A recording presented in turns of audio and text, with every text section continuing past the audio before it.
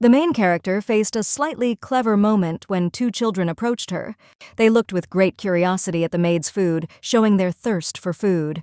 Miss was clearly surprised by the unexpected appearance of two hungry children in front of her. The lady did not understand what had happened, because she was sure that she had just worked in a supermarket laying out ramen. Due to the large discount on it, many elderly people arranged disputes and the division of goods. The conflict grew stronger and stronger that they even began to drop goods that had not yet been purchased. Picking it up, the main character sighed heavily, tired of all this and really wanted to leave this place of work. But due to the fact that she suddenly began to lose her vision, the girl decided that hypotension had set in. But after a moment, her hands, which were holding a package of ramen, were illuminated by bright sunlight. The girl came to her senses, as well as the loss of vision and terrible weakness in the body disappeared. Looking around, the miss realized that she was in an unknown, very stunted place, which was not cared for. Looking in the mirror, the main character saw an unfamiliar girl whom she had never seen. From her clothes, she assumed that the lady in front of her was from the Middle Ages, but the man was holding the same as she was in the reflection. The main character decided that she was now having a very strange dream due to overwork. But to her surprise, she felt hungry in her sleep, which is why she decided to eat first and therefore went to look for a kitchen. This is how the girl found herself in this ambiguous situation, where children asked for food. Although it was a dream, she felt sorry for the children and therefore handed them ramen and offered to eat it. One of the brothers immediately happily agreed, but the other tried to restrain himself since they had been beaten not long ago. Not understanding what was happening, the girl decided to explain that the food was not poisoned and edible. And as proof, the main character decided to demonstrate by showing how to eat ramen. Twisting the noodles on a fork, the lady hurried to put the food in her mouth and began to eat very appetizingly. Because of this, the children's appetite from such a picture and smells developed even more. Stating that it was very tasty, the main one offered to at least try her food, to which one of the brothers immediately agreed. Although the food was spicy, it was so delicious that drops of tears appeared in the child's eyes. Miss did not want to deprive anyone, and noticing that the second child was still hesitant, called him to eat with them. The maid continued to put pressure on the children, saying that everything was fine and then wrapped another fork of noodles. Although the dirty child tried to control himself, but saliva from his mouth was still flowing down his chin. Unable to restrain himself any longer, he also tasted this strange food which pleased the maid. After tasting it, the second boy also noticed the taste of this dish, and the first immediately asked for more. Leaving nothing for herself, the main character gave everything to unknown twins. Having eaten, both children sprawled on the floor with happiness and experienced great pleasure. Noticing the charm of the children, the girl warned that if they continued to lie on the floor, they would not be able to digest the food. One of the brothers was surprised and asked that it was this miss who had said that the sex was suitable for them. Having called the name of the servant, the main character fell into a stupor because her head began to be overwhelmed with information. And as she heard each new question about Eileen's strange behavior, the memories flooded into the maid's mind. From such an unexpected amount of information, the maid involuntarily hovered and did not answer anything. It was a novella called Praying for Healing, where the main character awakens as a saint. In the work, the saint was engaged in healing all men, and the character she was transported into was Eileen Harlan, the nanny of the twin princes, born to a concubine who was a maid. It was this woman who was the inspirer who mocked abandoned children and turned them into villains. More cheerful and trusting was a prince named Louise Richard. The second, who was more cautious and reserved, was Evan Richard. The novel takes place in an empire. Richard, the first emperor, took a dragon as a companion, which is why special powers were granted to descendants who inherited blood. Excellent physical abilities and a special energy that surpasses human redistribution, and even the ability of foresight or overflowing magical power. The twins awakened magic at the age of 8, and at the beginning of the original story, they killed Eileen and escaped. The main character decided to find out how old the children are in order to understand how much time she has. Evan reproached Eileen, who had even forgotten their age because they were 7 years old, which made the girl very gloomy. The maid was upset that even after rebirth, she is not the main character and she will not have a romantic relationship with a handsome guy. The lady understood that the main character of the novel dates a lot of handsome guys, and she is an ordinary maid at the beginning of the original story. Realizing that she was destined to die at the hands of children, the maid began to take care of the children as much as possible.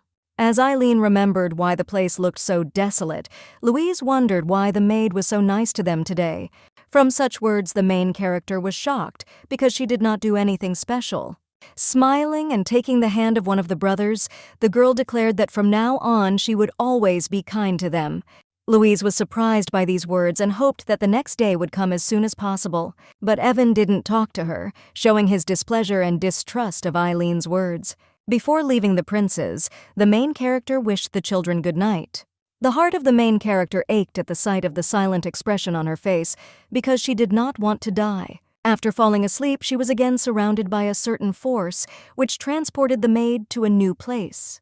Looking around, Eileen realized that she was in a supermarket and therefore assumed that she had returned. Finding the lady's mirror, she made sure that she remained in the body of the heroine of the novel.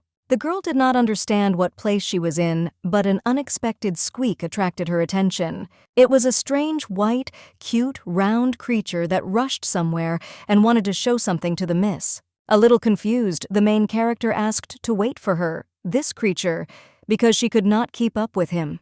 She noticed that the animal ran to the cash register and hid in the box. Having caught it, the main character could not understand that it was a kitten or a dog in front of her. Receiving no answer, Miss began to look around the area and noticed something lying in the box. The girl did not know why, but in addition to the animal, there was a jar of chocolate in the box. The lady immediately thought that this sweet should be very popular with children, and after this thought, she began to wake up again in the world of the novel. Looking around, the girl immediately realized that she was in the prince's room, but did not see where the children had disappeared.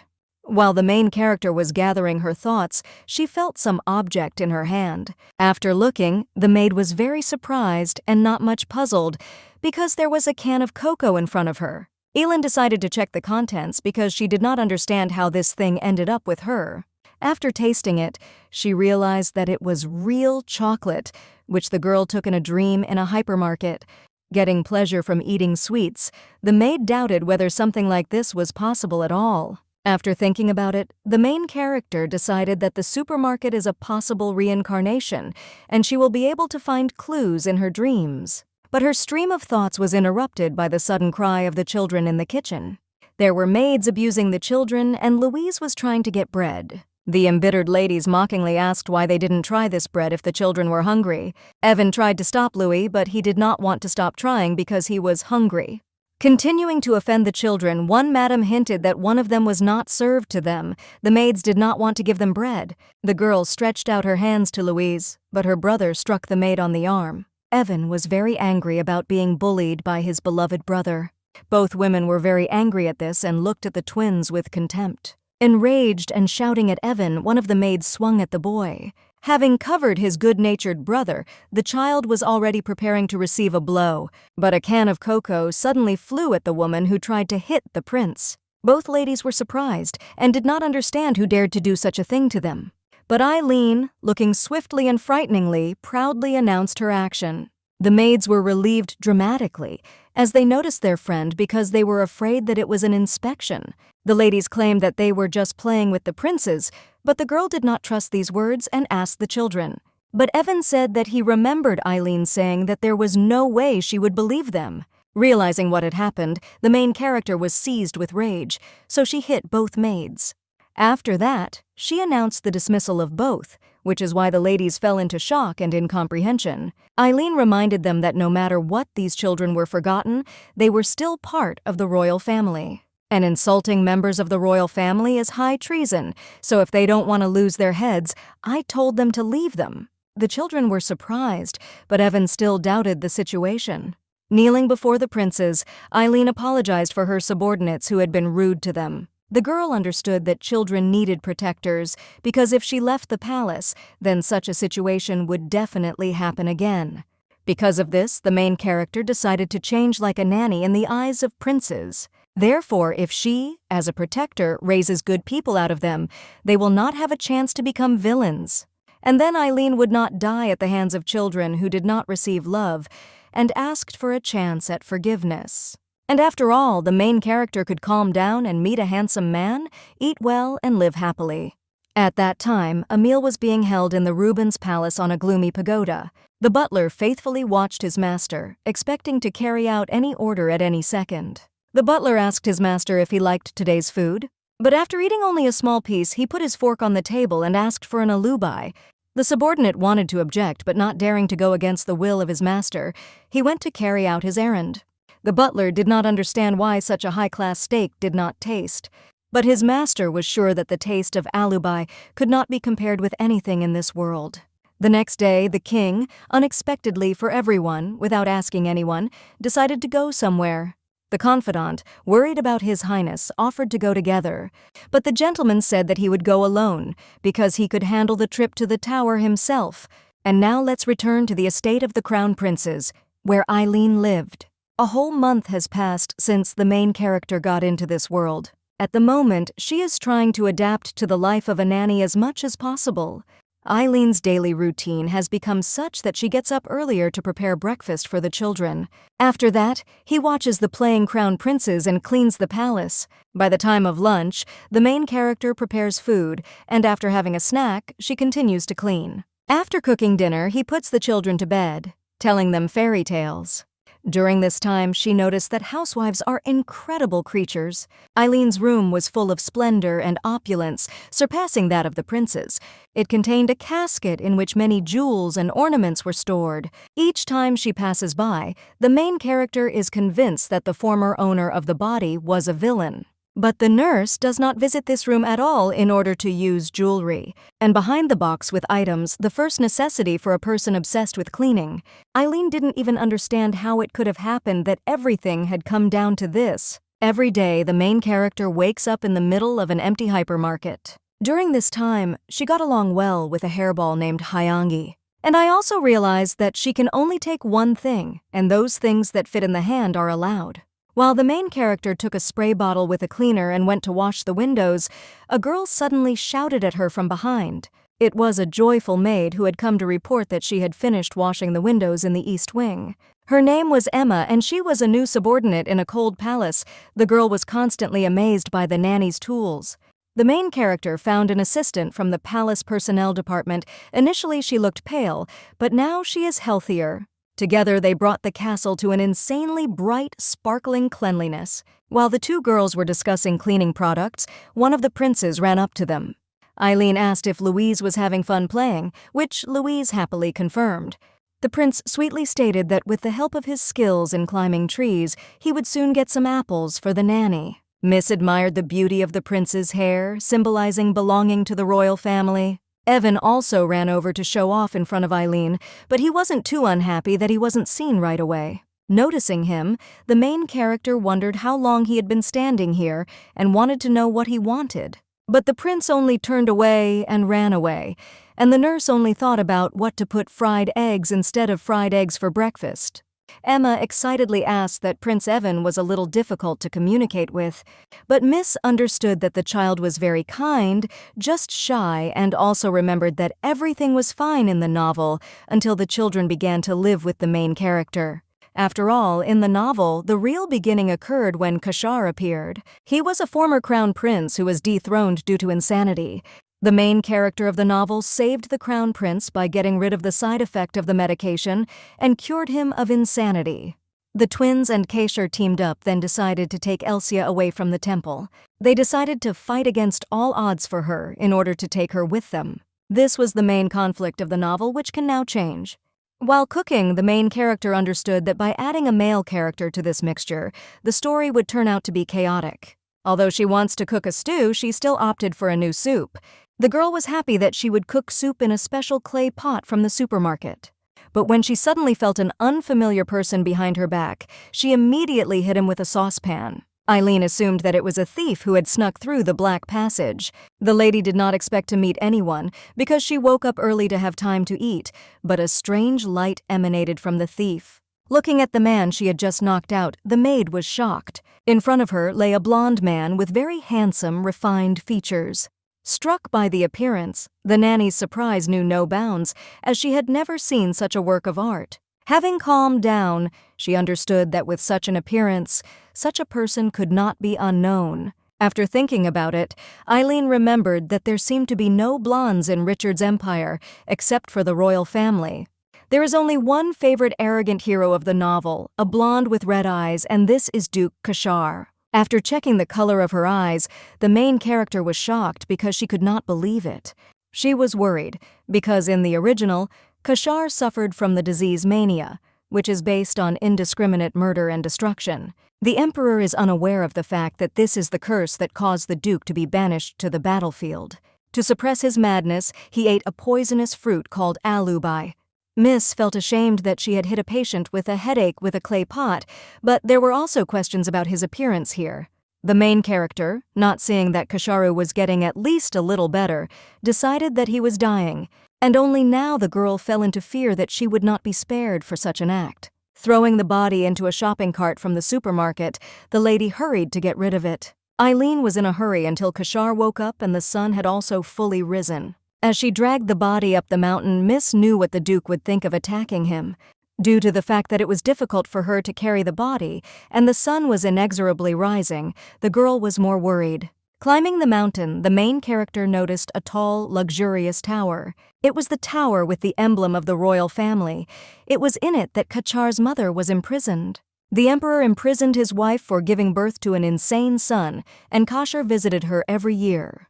Realizing how close they lived to the tower, Eileen realized the reasons for the Duke's unexpected appearance. But while the miss was in her thoughts, the guy woke up and knocked her to the ground. Holding her and looking at the girl with an evil look, Kashar wanted to know who it was in front of him. Trying to say something, the nanny was very difficult to choose her words because of fear. Hoping for luck, the maid asked the guy if he remembered at least something. Eileen said that she did not want to throw it away and only decided that a thief had come to her.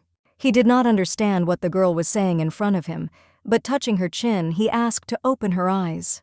From fear, the main character began to cry and asked to be saved. Looking at the girl, Kashar was finally able to understand what had happened. He was not much enraged that this madam, after striking the thief, wanted to throw away the body. The Duke held his head and said that there were many ways to get rid of the evidence. But as soon as Eileen felt her grip loosen, she immediately fled.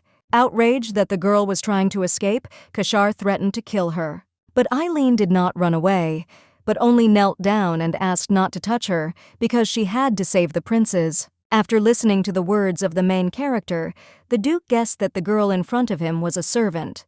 Having confirmed Kachar's guesses, the miss did not want to run around and worry about this incident anymore. Knowing that disputes between members of the royal family caused trouble, the girl became sure that she would remain so alive. But the Duke only grinned and decided to talk to those whom the maid serves. He asked to be led to them, but the request was made in a murderous voice, and Sir Kashar drew his blade. The main character was terribly frightened, but out of despair she led the Duke to the princes. Entering the castle, the Duke decided to ask what his girlfriend had hit him with. Embarrassed by the embarrassment, Eileen timidly pointed her finger at the clay pot. He felt uncomfortable, and the miss was very nervous at this time because she did not know what to do next.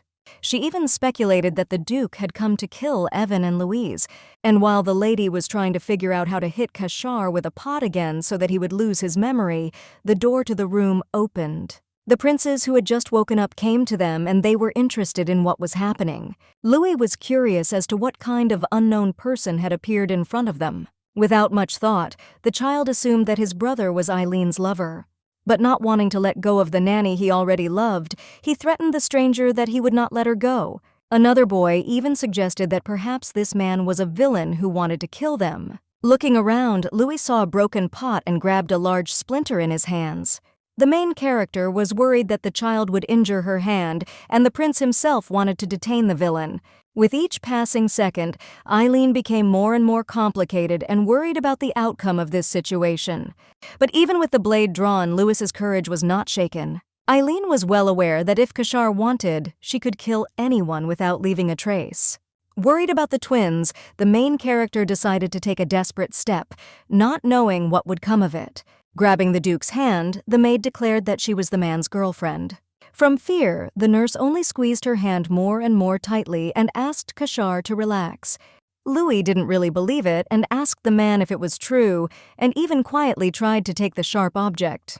The girl apologized for her lover, who comes to see her. Miss wanted to see the Duke out of the house at once, but when she received a threat, she offered to let him through. Having put all three of them in the dining room, the main character hurried to prepare breakfast. Sitting at the table, everyone was impatiently waiting for what this girl would bring them. Watching how they sat down at the same table, the main character felt like she was in a comedy show. After asking Emma to set the table, the nurse hurried off to prepare everything. Coming closer to her charge, the miss asked not to leave the Duke and the princes alone. To which Kashar replied that he hears everything perfectly, and also wants to be cooked as soon as possible in order to appreciate breakfast. When Eileen arrived at the kitchen, she began to beat the fish, regretting that the man had not lost his memory. After doing this for a while, she began to understand why couples beat the fish during a quarrel. Those waiting in the dining room were very tensely silent, creating a gloomy atmosphere. Louis, waiting for breakfast, was all impatient, but noticed something unusual about the nurse's beloved. The prince decided to find out from his curiosity what had happened to Kachar's head. Smiling, the Duke told me that someone had tried to knock him out and dispose of the body. Surprised, Louis decided to assume that he had been hit by Eileen. Clenching his hands tightly and grinning maliciously, the Duke agreed with the young prince's words. But before she could finish, the main character appeared from behind her with food and asked when it was. Also, the nanny said that the lump did not go away because Kachar had not eaten anything yet, and breakfast was said to be the best medicine. After serving a variety of exotic dishes, the main character wished you bon appetit. Louis was immediately delighted with the new dish, and Evan thanked him for the food. The Duke was surprised, for he had never known or seen anything like it before. Eileen said that these are dishes from her hometown, and we should hurry up to eat it while it is warm.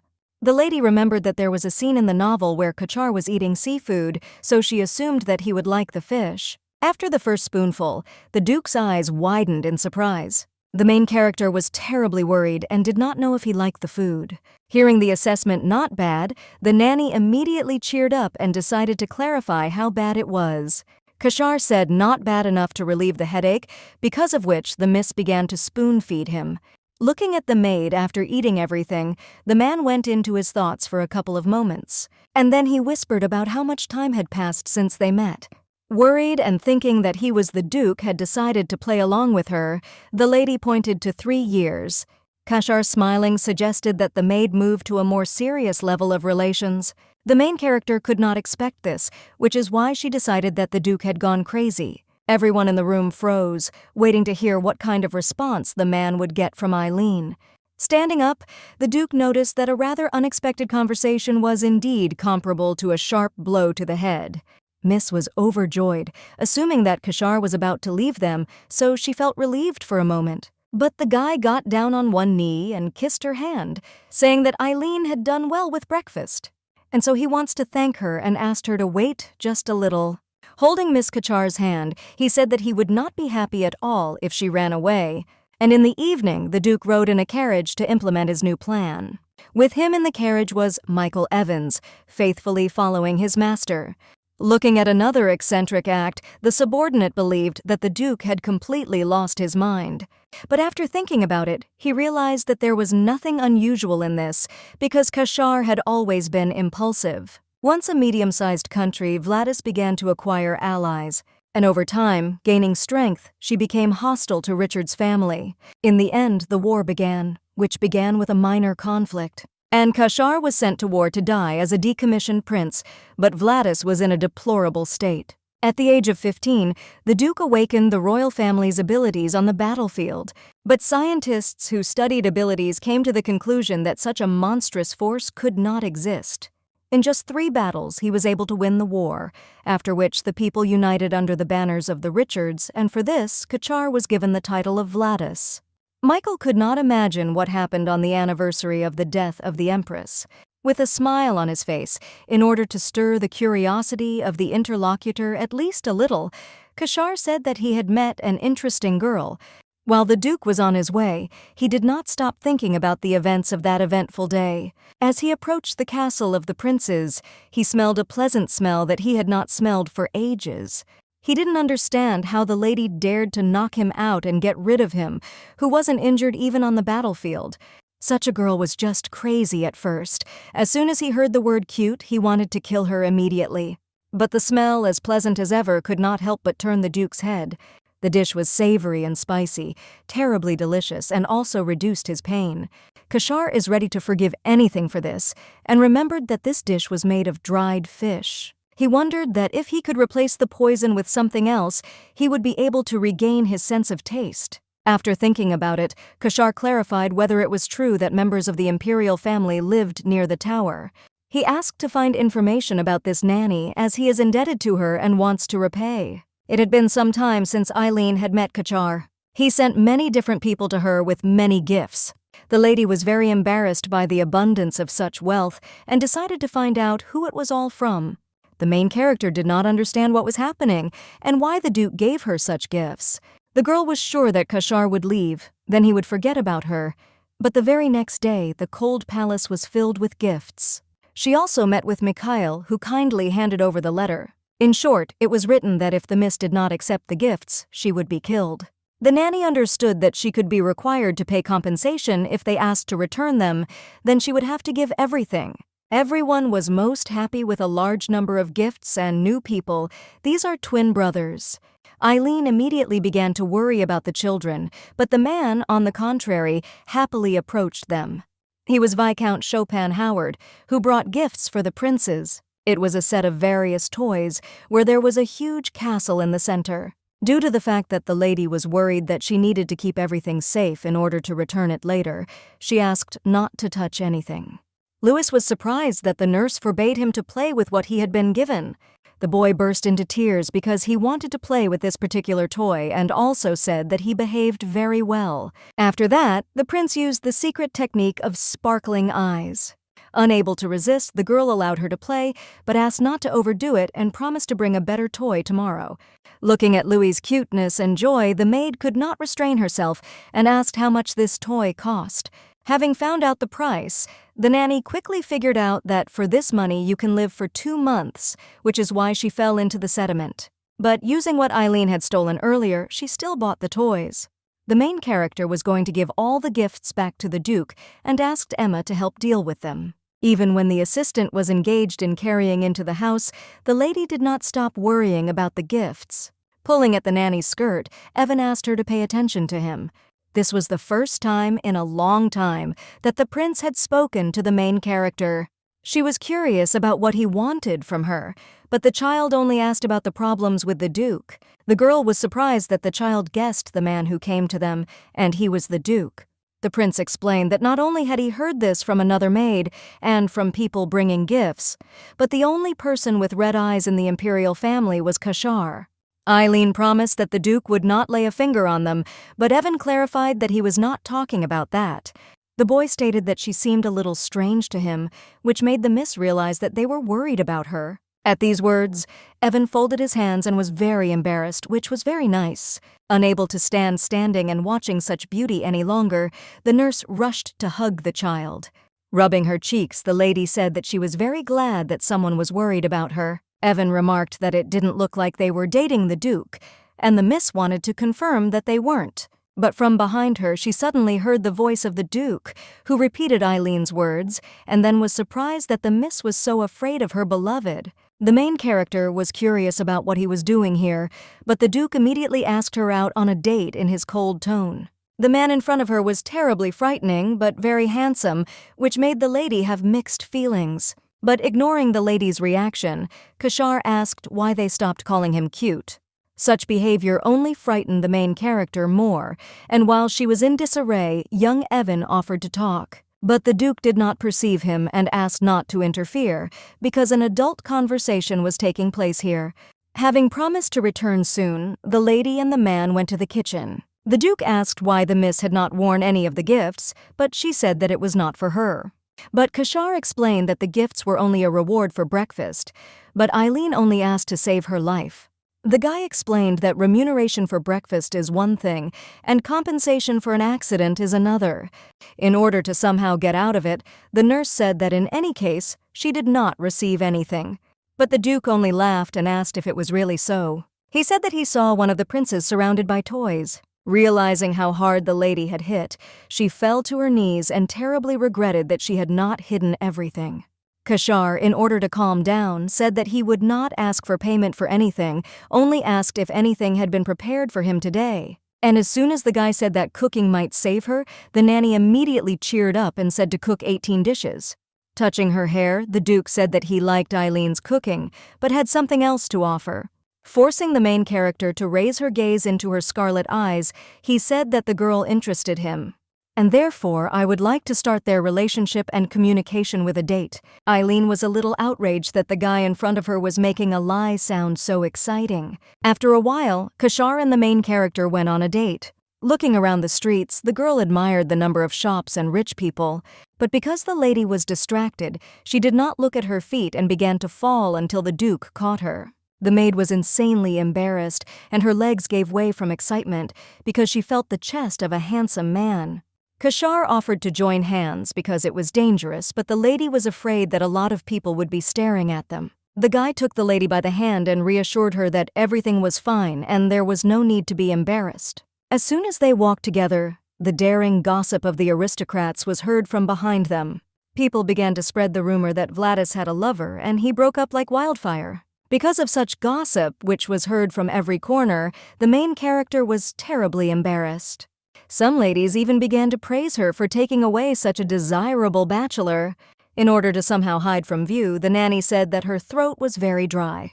Because of this, they hurriedly went to the Golden Eden bar, where they were met by a young man. Eileen immediately asked to be given the most secluded place, preferably with curtains and not to be seen by prying eyes. Although the waiter was embarrassed, he decided to fulfill the customer's request and led him to the right table. Looking around the cafe, the main character noticed that the institution looked exactly like a cafe room. Miss understands that since they have entered such a place, they must order something. While the Duke ordered all the popular items, the lady was terribly indignant at local prices. Upon receiving the order, the man immediately hurried to leave them, which caused a heated silence between them. The girl did not understand why her head was boiling because of the fear of death or because of the beauty of the interlocutor, but the main thing was that she was terribly embarrassed. Seeing how the main character began to squirm, the Duke asked her not to worry because she did not bite. Such words made the maid feel better, but Kashar corrected that he did not bite yet. He said again that he was interested in Eileen because that was the only reason he sent gifts and asked him out on a date. The girl assumed that she was interested because she was from a low origin, but their conversation was interrupted as they were brought all the previously ordered dishes. Miss was amazed at the variety of different desserts, but then she felt sad when the water was brought to her.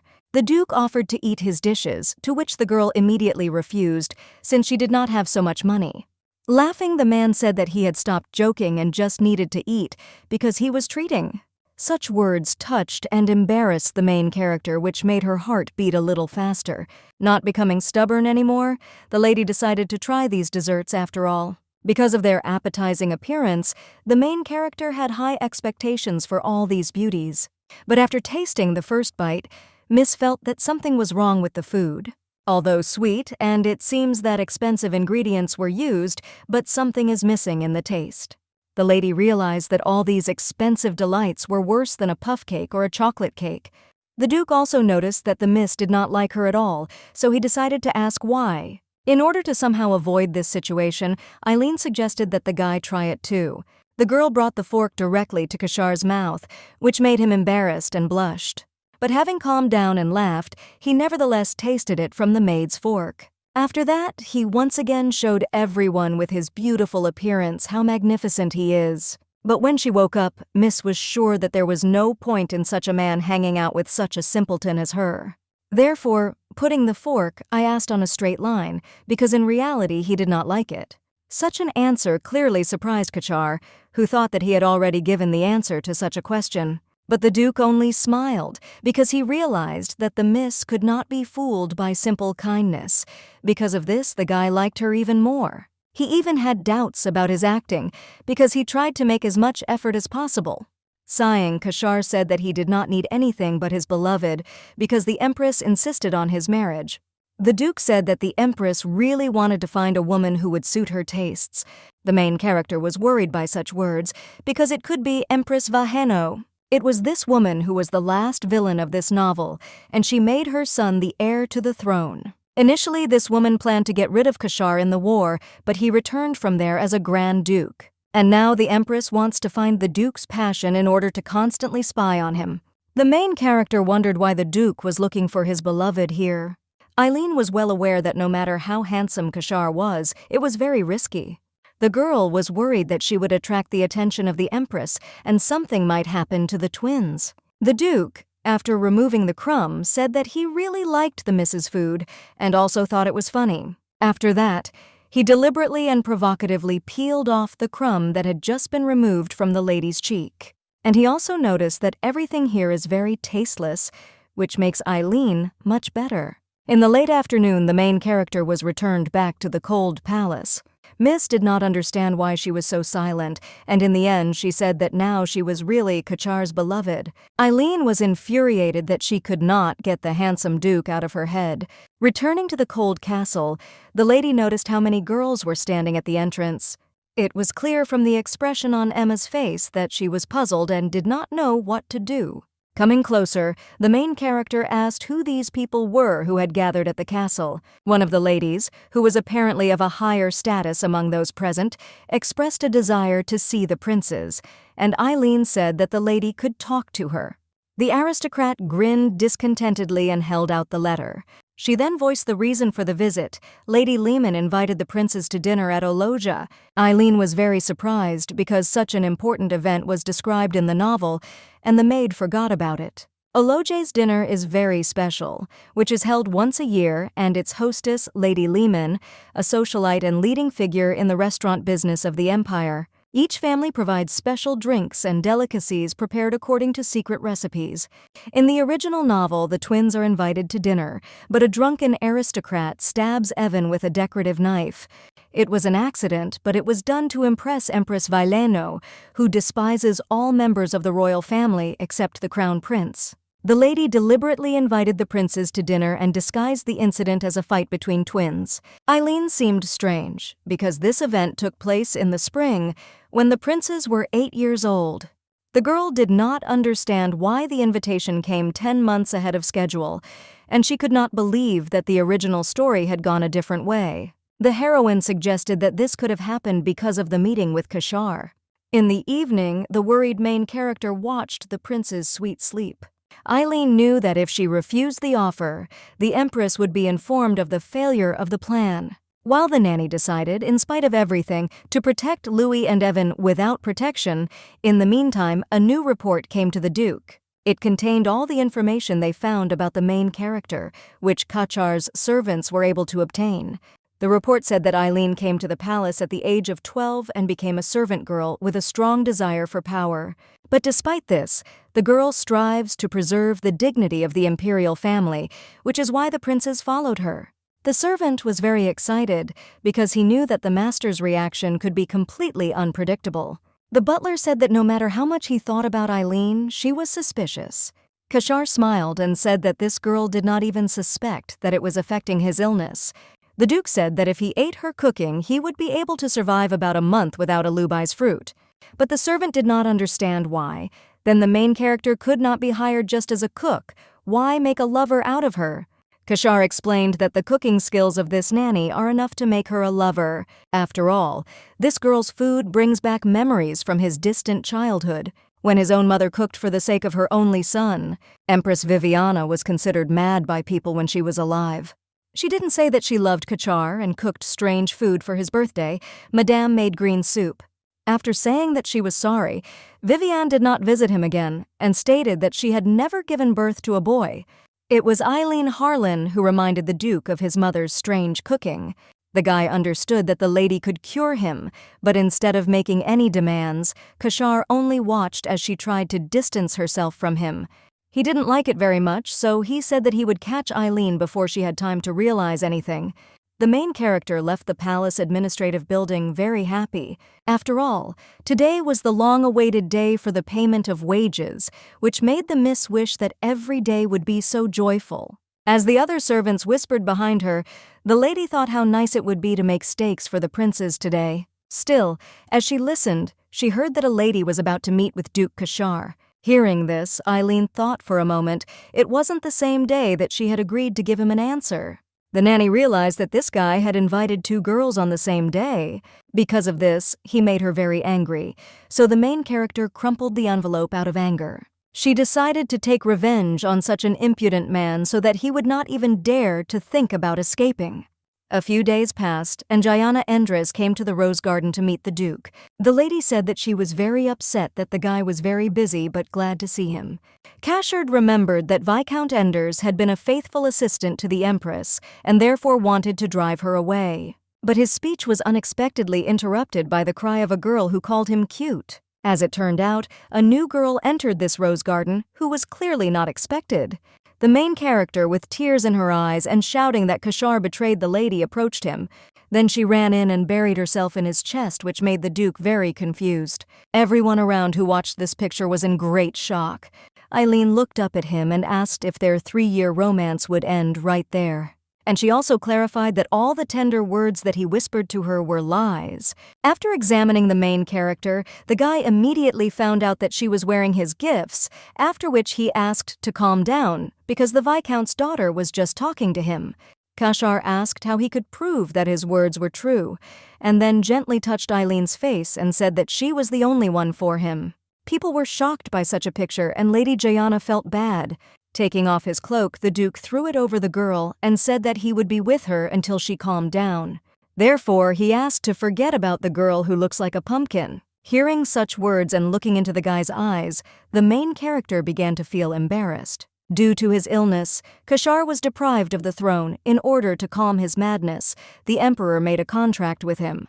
It will disappear once the Duke's madness is lifted. This contract is like a leash for a dog. After a while, the main character, together with the guy, went to the previously agreed place. The Duke praised the lady's appearance, as he was indeed quite surprised. Crossing her arms, the main character embarrassedly stated that all this was the merit of Emma. After a couple of jokes, Kashar decided to find out if Eileen would agree to become his beloved. Though a fake bride, Miss agreed on one condition. She was embarrassed, but she still asked him to become the guardian of Louis and Evan.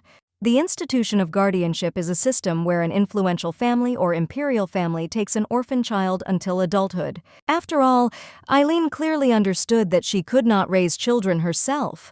To protect them, she needed great strength and power.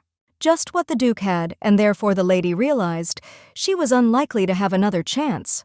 Kashar immediately realized that the Miss was looking for protection for them from the Empress, and so he agreed. But at the same time, his condition was that the main character personally cooked for him.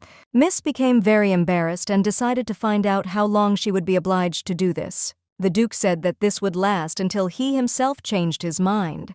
The girl understood that she could one day start cooking disgusting food, that the guy himself would refuse it. After weighing everything, Eileen agreed completely and asked to sign the contract. After ringing the bell, the butler immediately came to them, and Kashar gave the order to draw up a notarized contract. In just a couple of minutes, the servant provided them with the necessary papers. It was also written that when they needed to part, they would calmly say goodbye. The condition for parting was when one of them met his true love. At what he heard, the Duke fell silent and began to think about something for a long time. Eileen, on the other hand, wanted to prevent Kashar from falling in love with the main character of this novel in order to protect the princes. After all, in the original novel, Elsia and the hero Michael remain together, and the Duke begins a brutal war that engulfs the entire continent. If things went the same way, Eileen was afraid to imagine what would happen to the princes. Noticing that Kashar was in no hurry to say anything, the Miss asked if he would like to add conditions, but instead, the Duke, with a languid sigh, signed the contract and said that he would keep it. After finishing, they hurried to go outside because everyone had a lot of important things to do. Holding out her hand, the lady said that she hoped that they would work well together in the future. But instead of the expected handshake, the Duke suddenly took her hand and kissed it. Eileen was very embarrassed by such an act, and all the passers-by paid attention to them. Then coming closer, Kashar announced the request that the lady take care of him. In the evening of the same day, a maid in the Empress's castle begged for mercy. But Vajeno didn't care. She was only indignant that the maid howled like a beast from the beatings. Continuing to beat the servant, the Empress was annoyed that Kashar dared to mock her like that. After all, a little earlier she was reprimanded by the Emperor for imposing her woman on the Duke. He also said that the Empress sends new girls to him when he already has a beloved, and so the Emperor wanted to know why his wife dared to do so. In the palace, they began to actively discuss the Duke's beloved, because of which the Empress fell on her face in the mud. The nanny who took care of the princes began to be compared to an angel. The Empress remembered Eileen Harlan, who dealt such a strong blow to her pride. After calming down, Vajeno began to wonder why Kashar had contacted the servant. Because of this, drinking wine and looking out the window, she remembered the past Empress Vivian. Madame clearly remembered how the Emperor sincerely loved Kashar's beautiful mother. But this lasted only until Vivian went mad. Noticing a wonderful opportunity, Vajeno decided to take advantage of it and do everything as she had planned before. She tried to kill Kashar and blame it on the distraught Vivian, but the Empress was unable to cast the spell correctly, so the guy went mad. Although the fact that the Duke had lost his status as Crown Prince calmed her, it still haunted her. Madame did not understand how he managed not to completely lose his mind, and also assumed that the maid was not so simple. Vajeno also remembered that the Marquise of Tuberos had invited the abandoned princes to a party in Oloja. Because of this, the Empress had a new plan and broke a glass with joy in anticipation of revenge. The maids were worried about Her Highness, who could be injured by the shards of the glass. But she did not pay attention, only asked for a pen and paper, because she wanted to look personally into the face of the upstart. After that, the maids reported that Crown Prince Valentine and the 7th Prince Michael were asking her for an audience. Madame agreed to receive them and went to the reception room, where her worried son was already waiting for her. As soon as the Empress entered, Valentine immediately stood up, because he was very worried about her. After all, he heard the news that his mother was not well, and also said that he did not believe in these rumors about her. Delighted by the care of her own son and his protection, Madame decided to find out what the 7th prince had forgotten here. As it turned out, he also came because he was very worried about his mother. The Empress did not appreciate this and ordered not to talk such nonsense and to help the Crown Prince better. Vajeno was so embittered towards him because when she gave birth to him, she had lost her former beauty, and the Emperor began to avoid her. But because he did not yet have power as a member of the imperial family, Madame called it a useless thing and went to drink tea with her eldest son. Valentides looked at his younger brother with a smirk, showing his superiority. A whole week has passed since those hot events, which were discussed by the entire high society. Emma did not understand what the nurse was doing, looking out the window from the strange contraption. The main character explained that she was only waiting for something and, continuing to examine, screamed sharply. Warning that she would leave the palace for a while, Eileen rushed to the Duke's carriage. The lady greeted Kashar happily and declared that she missed him, but her eyes were fixed on the document in his hands. The maid made several attempts to take him away, but she failed, causing the miss to get angry and take a careless step and fall on top of the Duke. The main character was embarrassed by the fact that she was right on Kashar's chest. Hugging Eileen, the guy said that if she wanted to hug, she just had to say it. The girl could not yet get used to communicating with such a handsome man and decided to just enjoy the moment before passers-by began to pay attention to them. Miss wanted to stop because of embarrassment, but the Duke, waving the document, said that there was no point in being shy because they were now a couple. Noting that Kashar was more snide in person than in the novel, the lady took out the document with anticipation. In this document, it was stated that the Duke undertook to be the guardian of Louis Richard and Evan Richard until they came of age. Seeing the seal of the Emperor, the nanny shed tears of happiness because the children are running out of restless days. Finally, cute children will be able to grow and develop in peace. Eileen thanked the Duke, for she had assumed that it would not be easy to obtain this document. Noticing this reaction, the guy smiled and said that since she liked it so much, he wanted the miss to listen to his request. Because of her good mood, the lady did not think about anything and said that she would do anything. Hearing this, Kashar said that he wanted to live together. The main character initially agreed to live in the Duke's castle, but then it dawned on her what she said. Kashar said that he had always disliked it and was sad to see her and the princes living in a cold castle. Noticing how the gossips, delighted with such news, hurried to leave as soon as possible to tell others, the guy smiled. After that, the Duke explained that he was serious about his proposal because it would be safer for the princes. The main character agreed to talk to the princes on the condition that Kashar go with them to a party in Oloja. The girl understood that she could cover her lover's back and reject the proposal. But this will make it very difficult for princes to enter secular society until they come of age. And it was on it that she decided to publicly announce that the children had a guardian Kachar. The guy took it as an invitation to a date, which is why he abruptly approached Eileen. Reaching her lips, he gently reached her ears and said that he would try to find time, but for such a favor, the main character will have to repay the Duke. From embarrassment and thoughts that they wanted to kiss her, the miss was very embarrassed and pushed her partner away. Kashar asked if the maid had never kissed, to which she began to wave her hands and prove that she had done it many times. Having laughed at the funny main character, the guy said that he would wait impatiently and got into the carriage. In the evening, the nurse was walking along the corridors when a joyful Louise ran to meet her. Jumping into his arms, the boy boasted that he had already washed and now he was an adult. Sitting on her knees, the maid asked if the prince would regret going to a party in another castle. The main character could not help but worry about what could happen there, but she knew that she wanted to protect these children. In one thing, the lady was 100% sure that unlike the original, everything would be different there. Remembering something, Eileen asked if Louise liked living here, to which Louise replied, of course, because she and her mother had once lived here. Taking the girl by the hand, the prince wanted to take her somewhere and show her something. Taking the main character to their room, Louis began to rummage through one of the drawers of the chest of drawers. After that, he happily took out grape juice from there, which their mother made for them.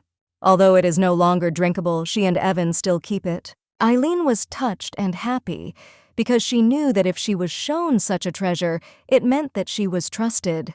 Louis added that he remembered his mother's words that they should always live very brightly, and if they obey, then one day love for them will return. The boy was glad that his mother was right because in the end, Eileen fell in love with him. Now the lady realized that she had mistakenly considered this place to be hateful for children. At least this house is filled with the memory of their dead mother, but this atmosphere was disturbed by Evan.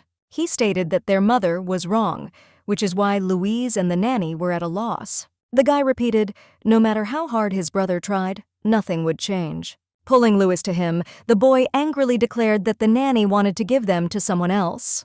She was ordered to leave the room, otherwise they threatened to leave. The lady realized that her conversation with the Duke had been overheard by Evan and misunderstood. The nanny agreed to the order because she was afraid for the children, who could wander somewhere at night. Worried and excited as she left the princes, Miss wished them sweet dreams. Returning to her room and changing her clothes, Eileen sat down in front of the mirror with the bottle she had given her. The main character was very upset because she did not imagine that Evan would take everything like this. Because I believed that I would be able to convince them about moving and guardianship, but I did not think that such a misunderstanding would arise. However, considering that the Empress had sent an invitation even to her, Kashar was simply necessary to protect the princes. Thinking that she was too hasty with her actions, Eileen fell asleep on the bed and, as always, appeared in the supermarket. As soon as the girl appeared, a white fluffy creature ran around the corner. The main character was happy to meet Belyash, which is why she hurried to stroke him. Eileen was thinking that if they were going to a party in Oloja, they needed to prepare something for the auction. After all, it was the charity auction that was the main highlight of the party. Nobles sell food, alcohol, or special items at auction that represent their families. In the novel, Eileen sold the grape juice of the princes, which was bought for pennies and poured in front of their eyes. The girl noticed that in this world all desserts suck and her chocolate would take the first place, but many guests will be the Empress's people. While the main character was actively thinking, Belyash suddenly escaped from the girl's hands, and he rushed somewhere to the side, which made the lady a little worried. Miss went after him because her furry friend had never done something for nothing. Seeing what Belyash had led her to, Eileen was happy and reproached herself for not being able to think of it herself. Because of this, from joy, she began to actively caress her beloved puppy again. Miss has decided to take this item for the auction, and she is going to take something for the children tomorrow. After saying goodbye to the Belyash until tomorrow, Eileen took what she wanted and returned to her world. But as soon as the girl disappeared, a long-haired man came around the corner and called for the fluffy one. He immediately rushed into his arms, showing that they also knew each other well. And so the days passed in preparation, until the one came in which Oloj's party would begin. The main character was wearing a green luxurious dress, and the princes were dressed up in a blue and blue suit. Although the hostess of the Marquise's banquet, for some reason a party is held in the banquet hall of the Empress. The lady felt like prey for animals. It felt as if they were in enemy territory. Louise, pulling on the nanny's dress, asked her if she thought he was handsome. The boy was very happy with the beautiful clothes, but a disgruntled Evan pointed out who had sent them. Eileen explained that the clothes were not given by her, but by the same person who gave them the toys. The boy remembered and clarified whether it was the lover of the main character. As it turned out, Louis did not answer his brother's question, but only pointed to the Duke behind the miss. He was delighted with the beauty of the girl, although he himself was extremely handsome and elegant. Eileen couldn't believe that the guy was in a suit today, and she also didn't understand why she changed so much when she saw him. The girl apologized to the princes for not warning in advance that Kachar would be with them. But Louis did not mind because a party needs a partner, and if he was taller, he would be happy to accompany her. The Duke called the boy a baby and explained to something that he was almost a teenager, and after he becomes an adult he will marry Eileen. Due to the fact that the man is in this case, he said that the marriage is between lovers and not the nanny and her ward. Louis did not stagger at all and said that there was nothing wrong with it because adults say that dating does not mean that they get married. Taking the child gently by the cheeks, Kashar said that the child was talking rudely about fake love, but this only applies to her and not to sincere love. After that, he turned his attention to the main character and asked if he was right about the fact that who loves sincerely remain until the end. Miss hesitated, which caused her to see the Duke's murderous gaze, so she had to agree. And Evan burst into this not already awkward atmosphere with his statement that the words were false. The main character did not know what to say and was struck by his coldness. Unlike his brother, Evan looked at the lady with extreme distrust and malice. Eileen didn't know if she should tell the children everything to get rid of misunderstandings, but then she would have to admit to knowing the future. But the Duke interrupted their conversation with the statement that they had only to wait and they would see everything. In the original novel, Kashar started a continental war because of the main character. Children died in the massacre. In order to protect the guys and end this fake relationship, the girl wanted to find a new lover for the Duke. After that, having gathered in the place and heard how they were announced, they all entered the hall together. All the nobles were in a commotion because now they were convinced of the truth of the rumors. They actively discussed the nanny of the princes who frowned on Kachar, as well as the abandoned princes.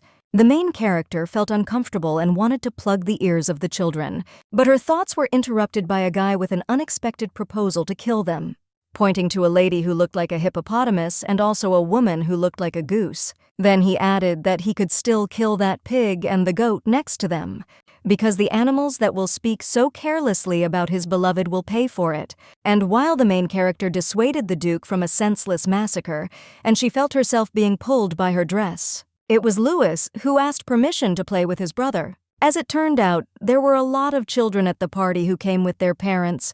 The girl understood that the twins needed friends among their peers and therefore asked Emma to get a blank. The children did not understand what kind of boxes the nanny inside gave them, which were something packed.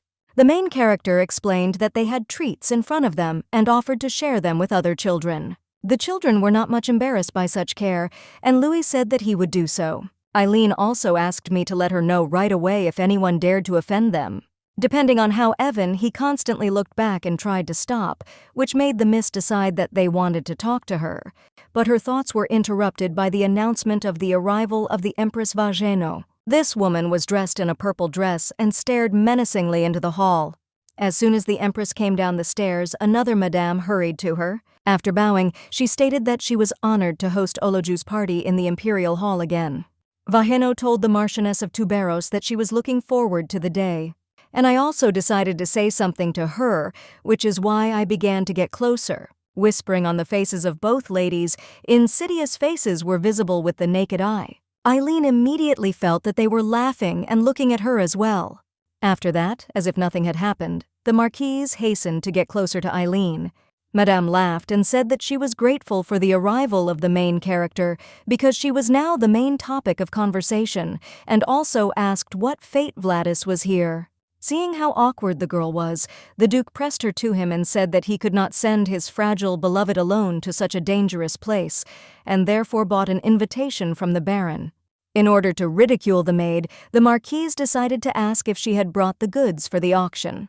But the lady was not at a loss and pointed to the place where her gift for the event was brought. It was quite large and also covered with a scarf, which made Madame worry. The girl understood that they wanted to embarrass her, but they would not succeed, after which she hurried to show him. As it turned out, under the white tablecloth there were bottles with a special drink. People's attention became riveted on this curiosity because no one could understand what it was. Taking the bottle in her hands, Eileen explained that this is the traditional alcohol of one country, which is surrounded by the sea on 3 sides of Macaulay. She also said that it is made from fermented grains, which is why the guests began to whisper actively. Some of the dissatisfied began to doubt whether alcohol was really in front of them, and they also decided that Eileen transported cheap alcohol to the auction. The Marquise began to gloat and mock the fact that together, where special goods symbolizing noble families are sold, it is impossible to exhibit something untested. But the main character was not embarrassed by this and therefore said that in this case, she would announce a tasting. Eileen beckoned people to get in line and hurry to try it out, but all eyes were on the Empress's reaction. One of the girls said that no one would want to drink such a thing and there was no alcohol except wine. But before they could finish, there was an unexpected strong crack in the banquet hall. It was the Duke who broke the statue and also told everyone to freeze. The girl was worried about the sapphire statue, to which Kashar said that he would compensate for everything. As soon as the guy finished showing off, he asked Eileen for 1 glass. Shaking the drink, the miss carefully poured it out and handed it to her lover. Taking it, the Duke immediately took a couple of sips to taste the curiosity well. Everyone knew Kashar's captiousness, which is why everyone watched with tension, and to their surprise, he liked it. After that, a green-haired girl appeared from behind her back, who also wanted to try the drink.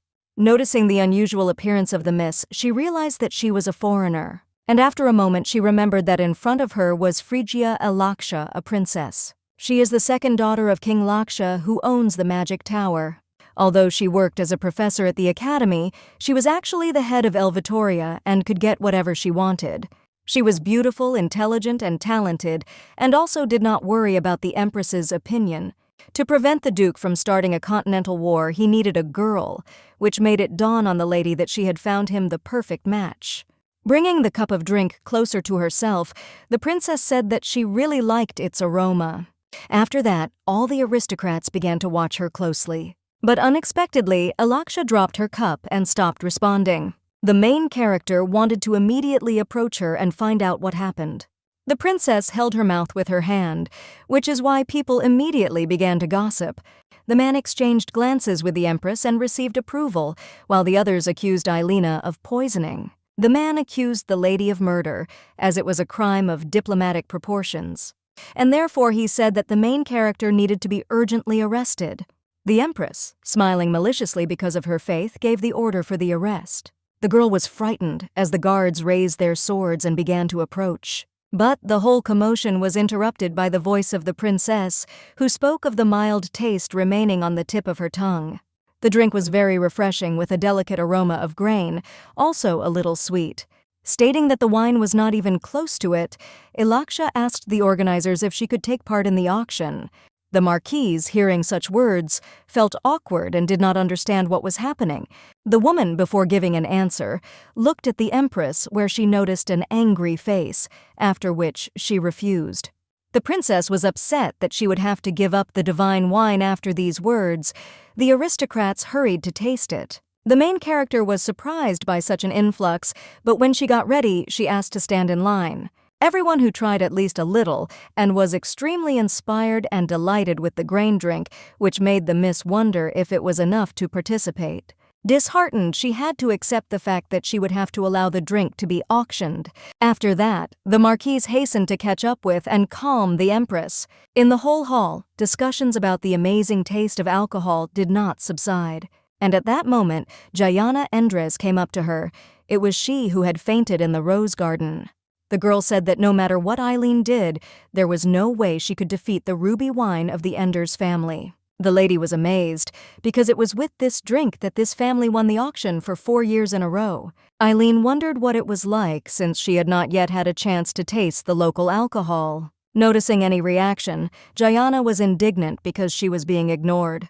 The main character noticed how Enders bit her lip out of anger, which is why she approached her and gently touched her face. Taking a closer look, the lady warned that if the miss continued to bite her lips like this, she would soon bleed. And also, Eileen said that she would like to try ruby wine. Since it has won for 4 years, it must taste great. Jayana was very embarrassed by such proximity, but confirmed the magnificence of the wine. While the main character began to worry that Enders had a fever and she blushed, Kachar unexpectedly approached her. The Duke explained that he had approached even before his beloved began to cheat on him, and taking advantage of the moment, Jayana hurried to run away. The guy said that he was sad that he still knew so little about her, but the miss only laughed. It was natural, since they were strangers. Approaching Eileen, Kachar said such a thing to hear too much since they are lovers. In order not to get traumatized, the Duke asked for comfort, which is why Eileen agreed to go to a secluded place. Going out on the terrace, the main character said that she had prepared something for the Duke. After that, she took out a small box and a bottle of her alcohol. In the cell was a potato pancake with cheese and bacon, perfectly combined with Macaulay. As it turned out, the miss stored the food in a magical lunchbox, which was stored in Eileen's room. Thanks to this, even the cheese remained in the right form, but the Duke was a little puzzled by such a consolation. The main character recalled that the guy asked to cook for her, this is even indicated in the contract, and this dish was cooked especially for Kachar. Giving a piece to the guy, the lady hurried to pour out the alcohol in order to be in time before the taste of fat and salty disappeared in her mouth. Then she offered to clink glasses for their successful relationship. After eating everything, Eileen tried to guess if he liked the food. Although he was unaccustomed to eating with chopsticks, he ate the dish well. Kachar noticed that it turned out extremely tasty, crispy on the outside and spicy and salty on the inside. The main character noticed the qualitative assessment of her food and also said that she really liked the praise. After pouring another glass, the Duke asked if Eileen was afraid of him. Miss replied that of course she was, but because the guy was handsome, he couldn't be bad. The Duke did not understand how this was connected, only watched the happy face of his beloved. Since they all drank, the main character offered to return to the hall. But right before leaving, Kachar caught the girl, not allowing her to leave. The guy asked why he was not comforted and was already reaching out in a kiss when suddenly Eileen began to touch his forehead. Noticing that the lady asked a question about the headache, the guy wondered if he really looked sick. The girl doubted whether it was possible for someone who took poison to drink, but because she could not say it out loud, she began to talk about the prevalence of headaches. She was just worried that he was in pain, and in the novel only Elsia could cure him. In any case, Kachar will have to meet his savior at least once. And also the miss thought about whether there were still ways to help the guy. Their awkward pause was interrupted by Sir Michael, who asked the Duke to come out for a while. The Duke's confidant looked at the main character with suspicion and embarrassment. Looking at his face, it seemed to the girl that the man's face darkened. Eileen decided to go and visit the children when Emma hurried up to her. It was clear from her restless look that something had happened while she was gone. As it turned out, the heir to the Appleton family and the princes started a conflict. The foot of the unknown boy was standing on the treats presented by the princes. He stated that the princes had no father, since they lived alone in a cold palace and the Duke became their guardians. The main character hurried to get to the children as quickly as possible. But I found a picture where Evan mercilessly beat a boy. Eileen tried to calm him down, and the heir to the Appleton family threatened to tell his father. At a certain point, the mother of the beaten Giovanni also noticed this picture. They immediately began to blame Eileen for teaching children to fight. The girl said that the heir Eppleton abused her princes, which made the nanny feel great anger. But for them, this was not a reason why they could beat their child. The Empress saw this moment as a good opportunity and said that it was not the fault of the little princes. After that, with a snide smile, she asked the opinion of the Marquise. So about it. The main character was immediately alert as she felt a strong danger. Madame said that the twins were very young and to blame for everything, so who was closest to them? Eileen immediately realized that it was all planned, but without giving up, the Miss said that Louise and Evan were also members of the royal family, and denying it was an insult to the honor of the imperial family. Frightened, Giovanni's father said that it was just a verbal altercation between the children. The Empress snidely began to defend the Count's son, and also accused Evan, who swung at him. The Appletons immediately cheered up, feeling protected, and asked for a good punishment. Vagena said that although Duke Vladis became the guardian, it was largely the fault of their nanny. Frightened with tears, the children hid behind the only person who tried to protect them. The Empress also said that it was partly her own fault that she left the education of the princes to the nanny alone. The Marquise supported His Highness and said that the girl responsible for her upbringing should receive 30 lashes. After these words, a knight immediately appeared in the hall with a satisfied smile and a whip, clearly waiting for this. Eileen was worried and afraid of it, but she couldn't let go of the situation as the children were behind her. The boys were very excited and frightened, which made sweat go down their bodies. But the main character was not confused and hurried to give Emma the order to take the princes away. The woman hesitated, which caused the nurse to raise her voice and ordered to carry out the order immediately. Due to the fact that Miss is the Duke's beloved, she was allowed to keep her dress on, after which she sat down on the table and assumed the pain. Eileen wanted to get out of here right now, but she couldn't, because then all the blame would fall on the twins. At this moment, Miss remembered Kachar in the contract, with whom it was not written that he would protect her. However, they had shared a potato pancake with Macaulay, so she begged for him to come. And as soon as the knight swung his whip, his hand was sliced by the red energy. Instead of receiving a blow, the warrior's scream was heard and his hands fell to the floor. The Duke, approaching his beloved, said that he did not expect to see blood in the Empress's palace. Then, in a menacing voice, he asked his fiancé to come up to him. Delighted with this, the main character threw herself into her arms with tears to her beloved. The Empress, having come to her senses, was outraged by such behavior in her palace. While Eileen was hugging him, Kachar said that he had punished an insect that tried to harm his daughter-in-law and did not understand what the problems were. The Empress tried to point out the nanny's mistake, but the Duke said that the punishment was aimed at the wrong person. And at that moment, with the phrase, "What a fuss," Dionysus Shir Rahan Richard entered. All the guests hurried to greet His Majesty, and the girl realized that this was the father of Kachar and the princes. The agitated Empress approached her husband and said that it was a great honor for her that the Emperor had attended Ologia's party, but Dionysus did not answer her, only repeated his question about what was happening here. The Empress said that the little princes were the first to take part in the party, and there was not a big conflict. After these words, Dionysus examined his youngest sons and saw their frightened faces. He asked the hostess of the party to tell more about the incident, which is why she, bowing, said that because of the joke of the Count's son, Evan began to wave his fists. Listening to such lies, when everyone heard and saw perfectly, but thanks to such information, the Emperor would side with the Empress. The girl squeezed her hands hard because of her powerlessness, because she understood that even if she told the truth, it would sound like a lie. Kachar was very annoyed that he thought he would just kill them all, but suddenly one man said that his wife was lying. It was a very drunk Marquise Gerard, imposingly pacing around the hall. Madame was immediately frightened and worried, saying that he was talking nonsense. Seeing the man drinking Macaulay and continuing to behave casually, Eileen thought he was crazy. The main character heard that while they were on the terrace, the secret auction was over and the Marquis won it. The courtiers were shocked to see the final estimates of the auction bids. After all, the first place was taken by Evan Richard and Louis Richard, Macaulay's goods, at a price of 4,900 gold. Madame was furious and called her husband a mad freak. The Marquis said that his wife had promised him that he could buy anything he wanted, as she would be busy intimidating the nanny. Frightened, the Marquise immediately shut her husband's mouth, which is why he could not breathe. Dionysus decided to find out what exactly the Marquis Gerald meant. The Empress immediately took him by the hand and asked him not to listen to the ravings of a drunken man. The Emperor said that he wanted to hear the testimony of the Marquis, and he, biting his wife's hand, got out of the capture. The man pointed his finger at the Count and said that his wife and the Empress had conspired with these pigs to whip the nanny. At such words, Jeremy's family was very tense and frightened. Because of this, the Emperor decided to issue a decree that the Earl of Eppleton and his wife for insulting the imperial family. Already in the middle of the decree, the pale faces of this family were visible, which became worse with every word. After that, Dionysus continued to punish the perpetrators, as well as the Lehman spouses for fraud would be imprisoned, and the rest of the charges would be considered in court.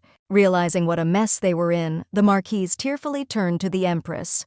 And she said that didn't Vaina know that it was all one big misunderstanding. But His Highness pretended that she had no idea that her friend would do so. The main character could not even realize why everything happened this way, as Kachar suggested that they go from here. After that, Eileen hurried to hug the princes and said, "Let's hurry up and leave this place." And in a couple of moments, everyone got into the carriage and went home. Only now, moving away from the castle, the girl was able to calm down and soberly assess the situation. The nanny asked if Louis was in order, to which he immediately agreed, because she had protected them. The girl wanted to know about Evan, but he didn't even turn his head. Louis wondered if it was true that his brother had become their guardian.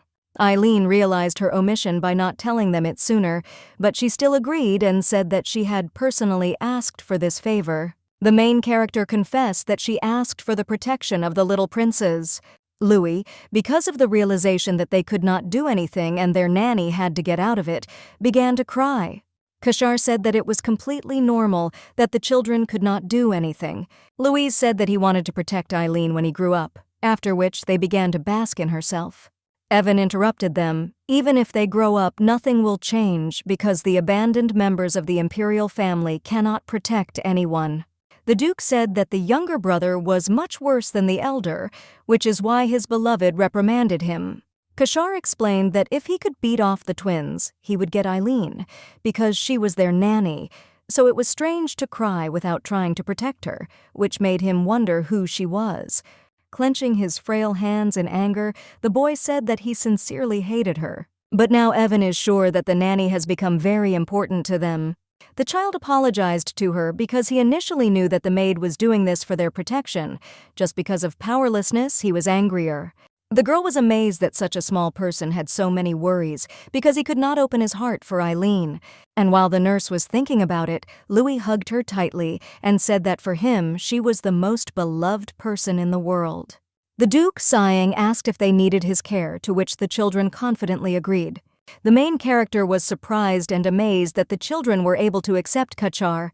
Pulling his beloved to him, the guy said that it was good for her to have 2 little knights. The girl was embarrassed by his tight grip, and the Duke, grinning, said that he had to compete with the young. And so, after a while, they finally reached their palace. Before entering, Eileen said that she wanted to discuss something with the princes. The main character said that she received an offer to move to a place that is much better than this, and it is not an imperial palace. The girl explained that this is Kachar's residence, and since he is now their guardian, it will be much safer there. Hearing that their home would not go anywhere and they would always be able to return, the children agreed to the offer to move. Louis wondered now when they would all live together and be able to become one family. Agreeing with him that they could indeed become her, the prince said that then Eileen was her mother and Kashar was her father. While the girl explained that this could not be because the Duke was their older brother, the Duke was lost in thought. The guy was infuriated by the fact that her impudence became more and more daring to try to beat his beloved while he was in audience with the emperor. Dionysus was interested in how Kashar spent the anniversary of the death of his mother, who committed suicide. She was imprisoned in the tower after she was dethroned. The Duke was aware that because the emperor always supported Vaieno, he was trying not to admit that he had abandoned Vivian. It was His Highness, hearing of Ologe's party, who decided to drop in on it on this occasion, since he was in the Empress's castle. The guy doesn't know why Dionysus went with him, but it was good if he wasn't around, then he would have chopped off not his hand, but his head. He almost broke down, but he was able to endure it because he had tasted the food prepared by Eileen before, but he also feels that this is not all, and Kachar began to wonder why he really wants to touch her. The lady sensed this and said that the princes were here and hurried to escort the guy to the carriage and also thanked him for today. Taking the girl's hand and kissing her, the Duke announced that this would be the first time he would cohabit with someone and could not wait for the day when she would move. After a while, at night, belittling cries were heard from the prison. Wiping his hands, Cachard handed over the case of the Apilto spouses to Michael, and the Marquises of Le Mans would wait for the time being, since they were close to the Empress. The servant, after listening to his master, said that he would act on his instructions, after which the Duke inquired about the progress of the training of Eileen and the princes. When he learned that everything was over, the guy grinned because he was really waiting for them and had never been so excited. Exactly 1 week after the events of the party, Miss arrived at the Duke's castle and was dumbfounded. But let's go back a little, to the morning on the day of moving in a cold palace. Sir Michael came to pick up the princes and Lady Eileen and Emma. The luggage was sent in advance, so it remained only for them to come themselves, while the children did not sleep all night waiting for this day. Since it was their first experience of leaving their property, apart from the holiday, the children were excited. Emma imagined a luxurious garden in Reuben Castle and could not believe that she would live there, and the main character remembers the rumors that he made of Crystal. Passing the barrier that protected the castle, Michael warned that he could be shocking, but there was no need to be afraid. But, as it turned out, the Duke's house turned out to be completely different from what it was described. After examining it and being horrified, the lady decided that it was the Devil's Castle and assumed that they had mistaken the address, but Michael corrected that they had come to the right place. The nanny tearfully asked the man to say that this was not true, but unfortunately it was so. At one point, it began to rain, which is why the main character decided that even the sky sympathized with her. She was worried about what would happen to her princes in such a place, and the children were already in a hurry to hide from the rain. They were greeted by a rather intimidating guy, clearly emaciated with red eyes. Taking the children in her arms, the miss immediately began to complain to Mikhail that there was a ghost here, but he explained that it was the butler. Taking a candlestick, the guy introduced himself that his name was Baladshu and the butler of Reuben Castle.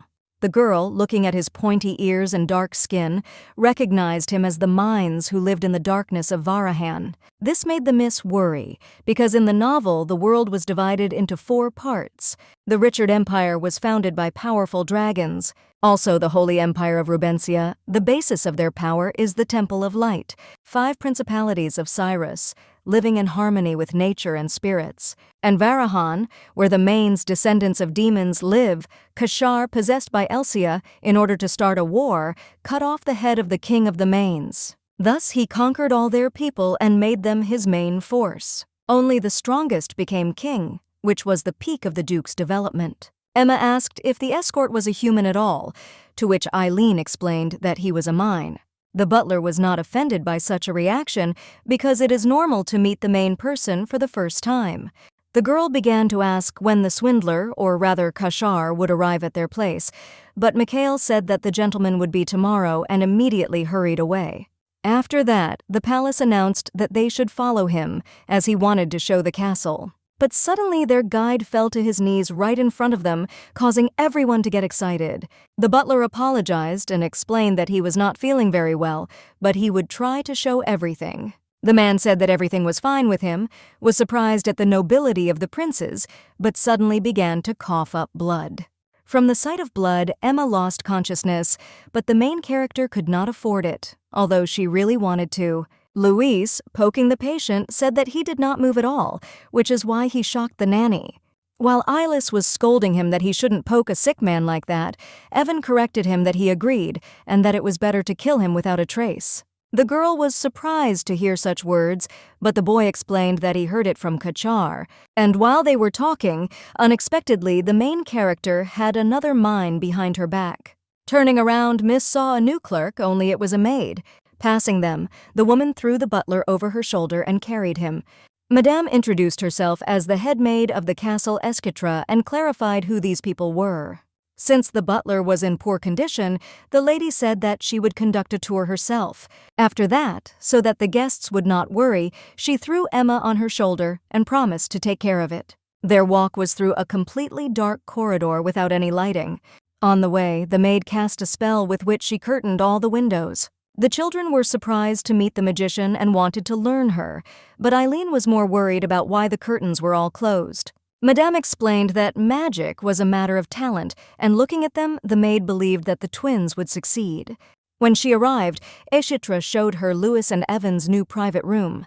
They were amazed that the rooms were luxurious and that their rooms were separate. One thing reassured the main character, that at least the children's rooms looked normal. But she was interested in where her private room was, to which the head maid said that she would live on the 3rd floor. Throwing Miss Emma into her room on the bed, the maid and Eileen went to the 3rd floor. Climbing it, the lady realized that only 2 rooms had been allocated for her, the right one. The nurse, thanking her for seeing her off, was about to say goodbye when she was stopped. As it turned out, the Duke asked to convey that Eileen could come into his room at any time of the day or night. As she was leaving, the maid said that tomorrow she would show the lady with the castle workers and show the rest of the places. The main character, having settled down, went to the princes to put them to bed. The boy insisted that he could sleep alone and that he was very brave, and after a couple of moments a sleepy SUP was heard, after which the lady kissed him and wished him good night. The girl wondered if Evan would go to bed as well as her older brother. Eileen warned that if something happened, or if he wanted something, he would have to go up to the 3rd floor to her room on the right. The boy asked for a hug for the first time, which surprised the girl. Noticing this, Evan embarrassedly took back his words and said that he would sleep. Touched and delighted, the main character kissed the prince and wished him good night. After putting the twins to bed, Miss wandered around the castle in search of the dining room, for her throat was dry. Finally finding the right place, Eileen noticed that someone was already there. Some man was drinking an incomprehensible red drink. With a very creepy face, he turned around because he had heard Lady Harlan. Noticing such a terrible picture, she could no longer hold on and lost consciousness. Waking up and listening to someone's apologies, the main character suddenly saw Kachar in front of her. She remembered exactly that she had fainted and decided that it was a dream. The girl was amazed at her dreams because the muscles in front of her were very detailed. And the Duke's beautiful, flawless face looked at her with a smile. Touched and laughing, she called Kachar her crazy, handsome boy. But then she abruptly grabbed the guy by the cheek and began to pull him away, calling him a swindler. She was outraged that he could have tricked them into moving to such a place. The girl was not going to forgive him only because the Duke would take off his shirt in her sleep. Looking at this, the butler tried to calm her down. Lady wondered at Drax's butler, who wanted Miss to let go of her hand. Kachar, as if nothing had happened, with flushed cheeks, asked if his beauty had slept well. Realizing what had happened, the Miss immediately jumped back and greeted the Duke. The guy wanted to understand what had happened, because he asked to prepare for a meeting with his beloved. But as it turned out, instead of a human greeting, the servants greeted them in Maine. The lady clarified that the decoration of the garden and the black skulls on the stairs were also their business. He also explained that, for them, black and purple colors are the most beautiful, and the water in the fountain is healthy, and there is an herbal drink. Also, the statues of popular animals in Varahan were made to order from an artisan. The Duke explained that his guests and his beloved were people, and it was not the way to make the palace suitable for life that he had in mind. The main character also remembered how she fainted because of the sight of Dracu. But the guy explained that the Miss misunderstood him. He did not vomit blood. Taking out a bottle, he explained that it was a special porridge, a drink made from crushed plants. The butler explained that now he is a vegetarian. For a long time he ate only meat, but as soon as he got acquainted with vegetables, the diet changed completely. The man also explained that if he were in Varhan, such a diet would not affect him in any way because of the dark energy, but there is still rejection here. The main character said that she was very tired and wanted to hurry to go to bed. But Kachar grabbed her by the arm and laid her on the bed, asking if Miss was tired. Where was she going? After all, Eileen is now in her lover's bedroom. From these words, the girl was overwhelmed with embarrassment and awkwardness, which is why she began to stutter. The butler hurried to leave them and leave them alone, which caused an awkward silence between them. As the lady examined the Duke's perfect body, a thought of a hot night flashed through her mind. All these thoughts made the main character blush even more, and the wear and tear began to bleed. Panicking, Eileen stated that it was because she was tired, not because of his hot muscles. The girl was very embarrassed by the situation, and therefore asked for an apology for her criticism. Kashar said that his beloved has the authority to change everything to her own taste. Holding the guy with both hands, the joyful lady said that she did not mind. As Eileen's tension finally subsided, Miss felt very weak and immediately fell asleep. The night was calm and nothing happened, and the girl could sleep peacefully. As soon as the main character woke up, she jumped up abruptly and experienced severe embarrassment. She immediately began to look around the room and look for Kachar, who had left. Having calmed down, the Miss decided to return to their room as soon as possible. Remembering yesterday, the lady remembered that the Duke wanted to ask for something. And at the moment of brainstorming, Eileen knocked on the door, which scared her a little. Thinking that Kashar was coming to her, the girl began to worry a lot about yesterday. But as it turned out, it was Eshitra who had come to her room. The head maid said that she had first entered the master's room, but not finding the lady on the spot, she had come here. Eileen wondered where the Duke had gone, to which the maid replied that he could most likely be found in the training stadium. As it turned out, at this time, Emma was already taking care of the princes, who also managed to wake up. Louis reported that he slept well and was only frightened when he found himself alone in the room, but everything was fine. Hearing the children's desire for a meal, the maid offered to personally accompany them. Surprisingly, the twins were not at all afraid of a very strong and unfamiliar woman. Evan took the main character's hand and said that Eshitra was a magician. Because of this, he showed his great curiosity and interest in magic. Although both twins in the novel grew up to be powerful magicians, only Evan was able to fully control her. Drooping, Emma apologized for yesterday because she was very ashamed. The nurse tried in every possible way to calm down her assistant and cheer her up. The kitchen still looked like something out of a horror movie, which made Miss curious if the food in the dining room would be normal. Surprisingly, they brought a lot of diverse and expensive dishes. The chef was from the Richard Empire, so they should enjoy the food. The food looked a little rough, but the taste was very good. Many servants peeped from the doors who were touched and admired by the twins, but they came to one common conclusion that Louis and Evan are cute. After discussing the princes, they turned their attention to the master's beloved. As soon as Eileen saw them, they immediately hid. Everything looked like her, they were afraid. Miss decided to find out when Kashar would come to breakfast, but Eshitra explained that their master practically did not eat. The main character was surprised that the Duke practically did not eat, because he always ate well in front of her. The children were happy with the food and the number of different goodies, as well as the kindness of the people around them. But Louis noticed that he liked Eileen the most, and her food was the most delicious. Because of such words, the Miss began to think that it was not in vain that she had come. Cashard stroked Louis and praised him for doing a good job, and then happily approached his beloved. The servants were actively discussing the truthfulness of their feelings, but she was worried that no one wanted to bring him food. The main character decided to ask the Duke if he would eat. The guy said that he had only come to see her, but the lady began to worry that Kashar might lose his wonderful muscles. Screaming wouldn't do, and Eileen asked if she could borrow the kitchen. The girl was immediately happy that there was an ordinary kitchen without changes to the main. The head maid introduced the master's lover, Lady Eileen Harlan. The head cook said that he was honored to meet her, and his name was Vavito. Miss explained that they liked everything and came only because Kashar did not eat anything. The cook said that the gentleman had not eaten absolutely anything for 3 months. After asking for the right ingredients, the girl decided to cook a hearty meat dish. After a while, the dish was already ready and smelled delicious of meat with fried vegetables. Seeing and smelling the unusual dish, everyone around was amazed by it. Eileen revealed that it is a bulgogi dish, meat fried with sweet and savory seasoning. The chef tried to remember such a dish but could not, and the smell beckoned them strongly. Because of this, they wished that the owner would eat her dish, which they had so diligently prepared. The lady realized that not only the head servant, but everyone else was worried about the master. Rejoicing and smiling at them, having received many words of blessings, and the main character went to Kashar. The Duke was already sitting in the dining room waiting, and the chef had come to watch it himself. In time, many servants gathered and looked at this picture with great surprise. Eileen told the Duke to eat well, because now he must set an example for children. Just by his face, it was clear that only by its sight and smell the food could surprise him. But after making his unexpected face, the guy took the first piece for a sample.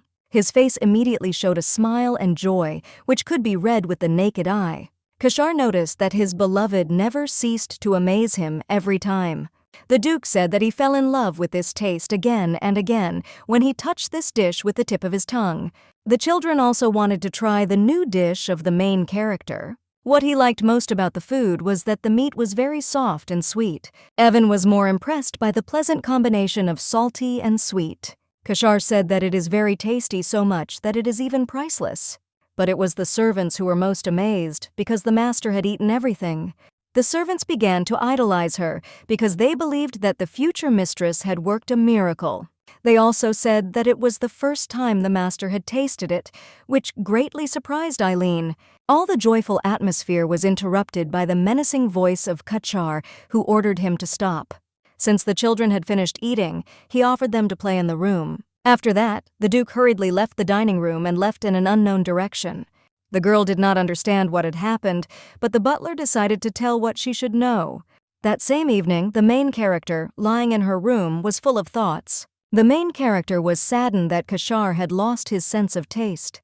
The servants said that at some point the master stopped feeling taste and that was why he did not eat. Why then does he say that her food is delicious and even describes the taste? What is special about it? The lady tried to understand. She also remembered the condition that she had to cook for him, and also the miss did not understand why she was very sad. And while the girl was actively thinking, she heard a knock on her room. Miss was worried that it could be the children or Eshitra, but it turned out that it was Kachar. The girl, looking away in embarrassment, wondered if something had happened. As it turned out, the Duke had come to her so late to ask the lady out on a date, and he asked that he had stolen her precious time, after which he went down the stairs with her. Eileen was curious about where they were going, and Kachar explained that this was the most normal place in the castle.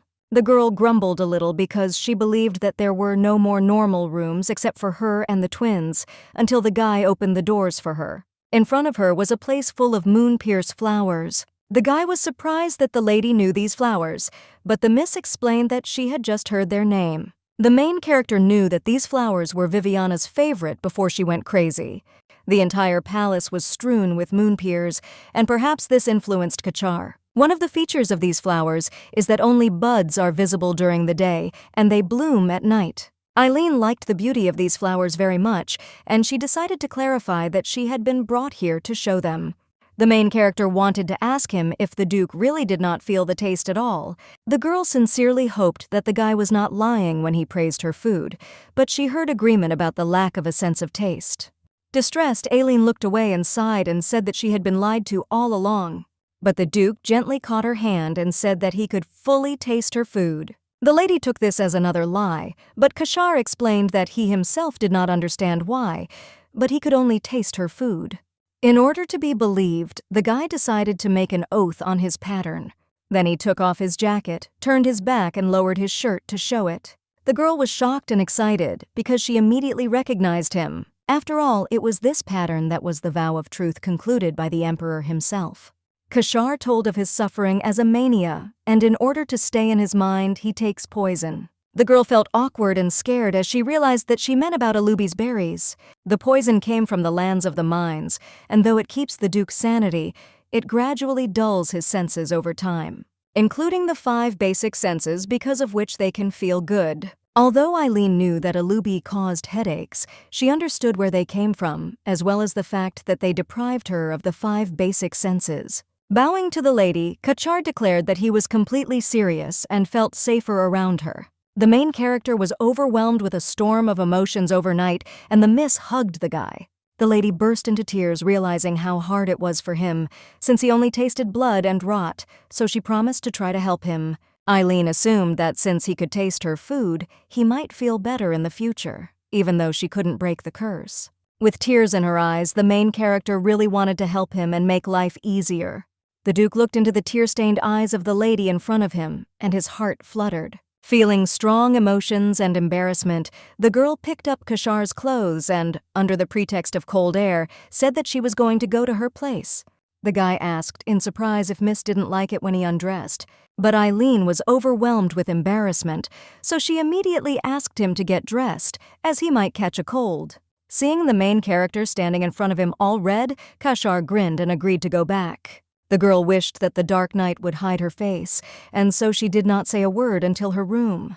Miss was about to go into her room and said goodnight when the Duke asked why she was going there. Eileen didn't know what was wrong because it was her room, but the guy said that they had decided to sleep together from that day. As it turned out, this was what Kashar had asked the night before, to which the Miss unconsciously agreed. The Duke, embarrassed, said that he understood perfectly well that it might not be pleasant for her to sleep in a place in a contractual relationship. But the guy also said that he was very sorry because it seemed to him that his headache went away when Eileen was around. Because of such an excuse, the girl's resistance dropped greatly and still agreed on the condition that she would stay with him until he fell asleep. Kashar, looking at his sleeping beloved, was puzzled because she said that she would stay only until he fell asleep. Touching Eileen, the guy wondered if he didn't fall asleep, if she would stay with him forever. So the absolutely carefree night of the main character passed, and when the lady woke up in the palace, there were already many discussions. All the servants watched her intently and quietly discussed her. Even as she walked down the corridor, it seemed to the girl that the Mins had begun to avoid her for some reason. Eileen was becoming more and more curious about the situation, so she was glad to finally meet the head maid. The main character decided to find out about the whereabouts of the butler fight. Ushida asked why the mistress was looking for him, to which she received only a snide smile and a phrase that she wanted to convey something to him. Entering the room in which Draku was, the lady found him drinking vegetable juice. The man was insanely happy with its taste, and Eileen was glad that she was finally able to find it. Looking at him with a sly look, Eileen told him that she wanted to give him something. He was very surprised, and the lady only made sure that he liked spicy vegetarian food. After rummaging through her purse, the lady took out and provided him with a strange box.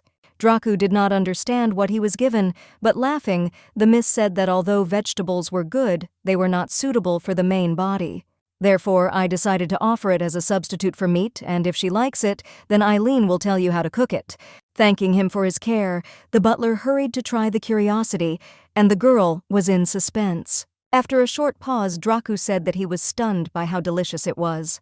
This is the first time he has tried something so spicy and is insanely grateful to the girl, but he doubted whether he could take something so valuable.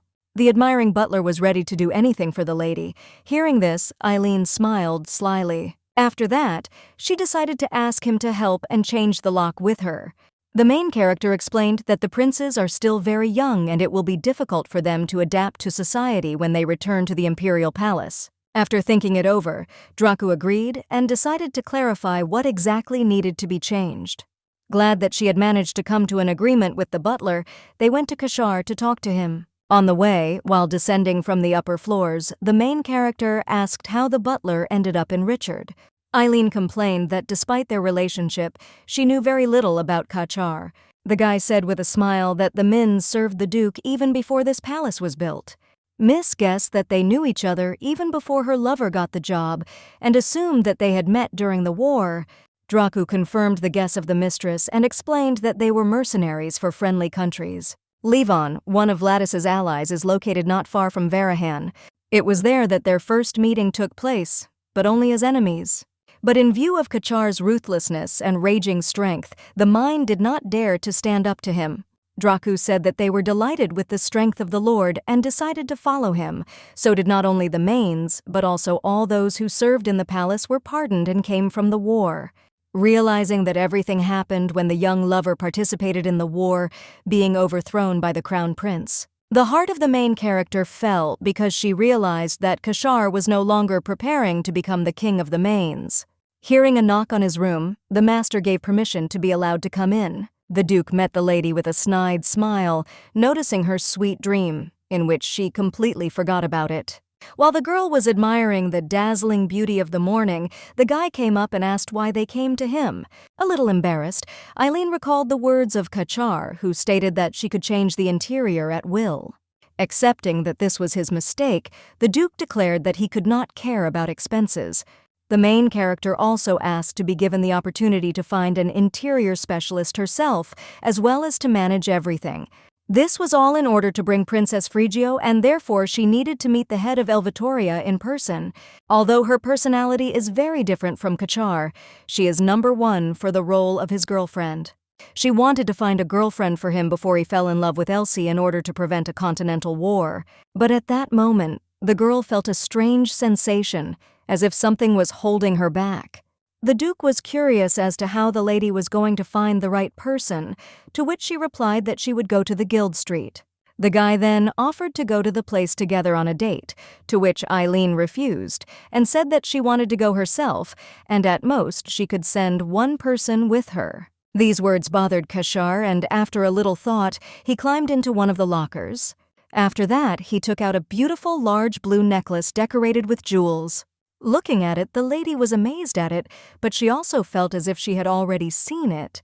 As it turned out, it was the key to the foggy barrier, and Kachar also explained that he was giving it, since she would not be able to carry Mikhail with her forever. Due to the high cost of the magic stone, the girl became very worried, to which the guy, putting on her, said that she should wear it and never take it off.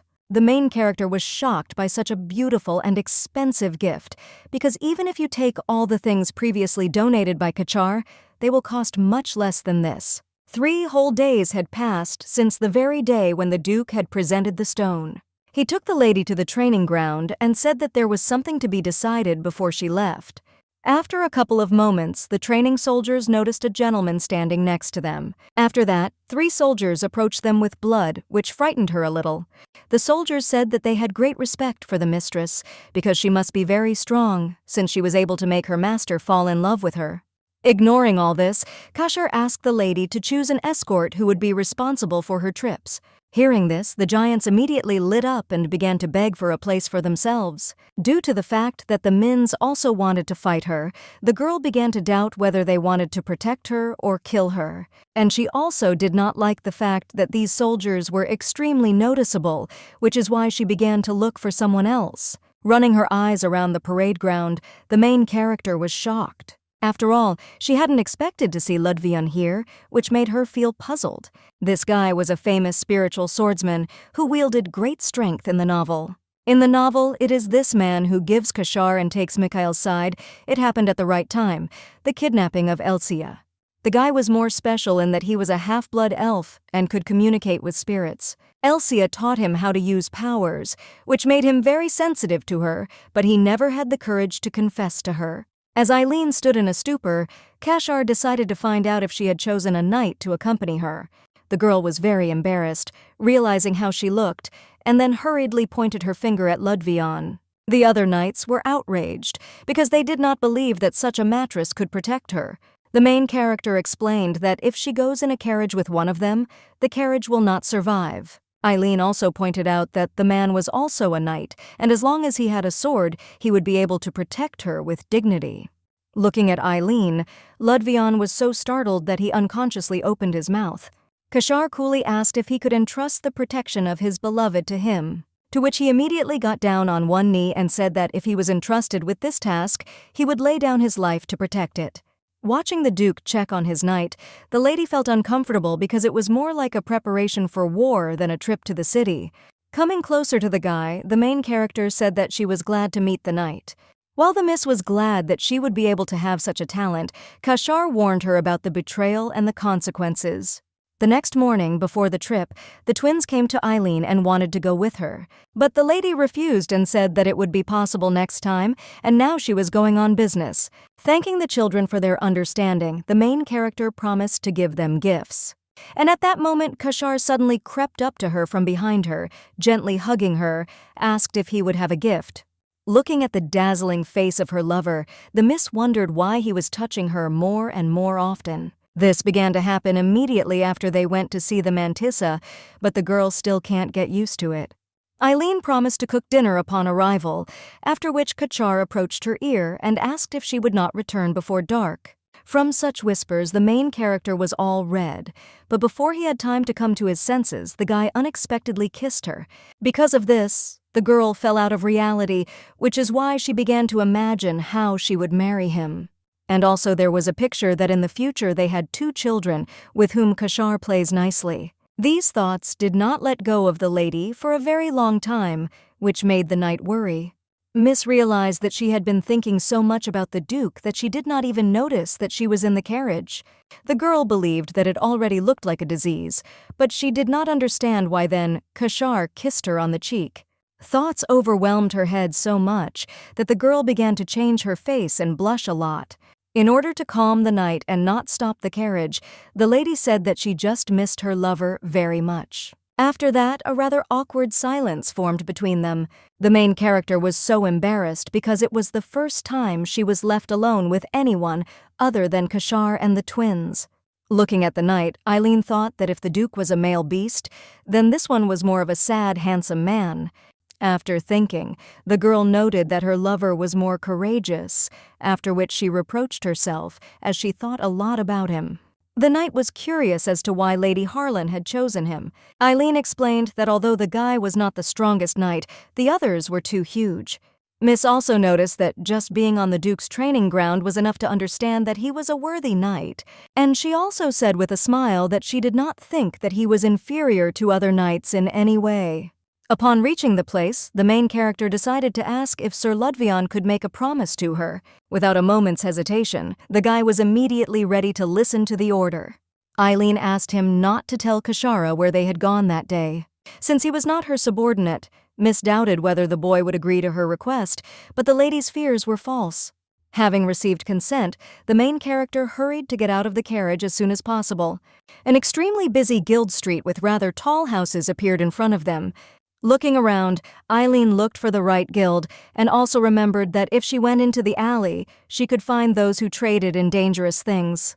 Ludvian's knight wanted to get a map so that he could know exactly where to go, but the main character, screaming, abruptly caught his hand and stopped. The lady knew that if she looked at the map or looked around for too long, people would realize that they were not from here. Without explaining anything and without letting go of the knight's hand, Harlan rushed in an unknown direction.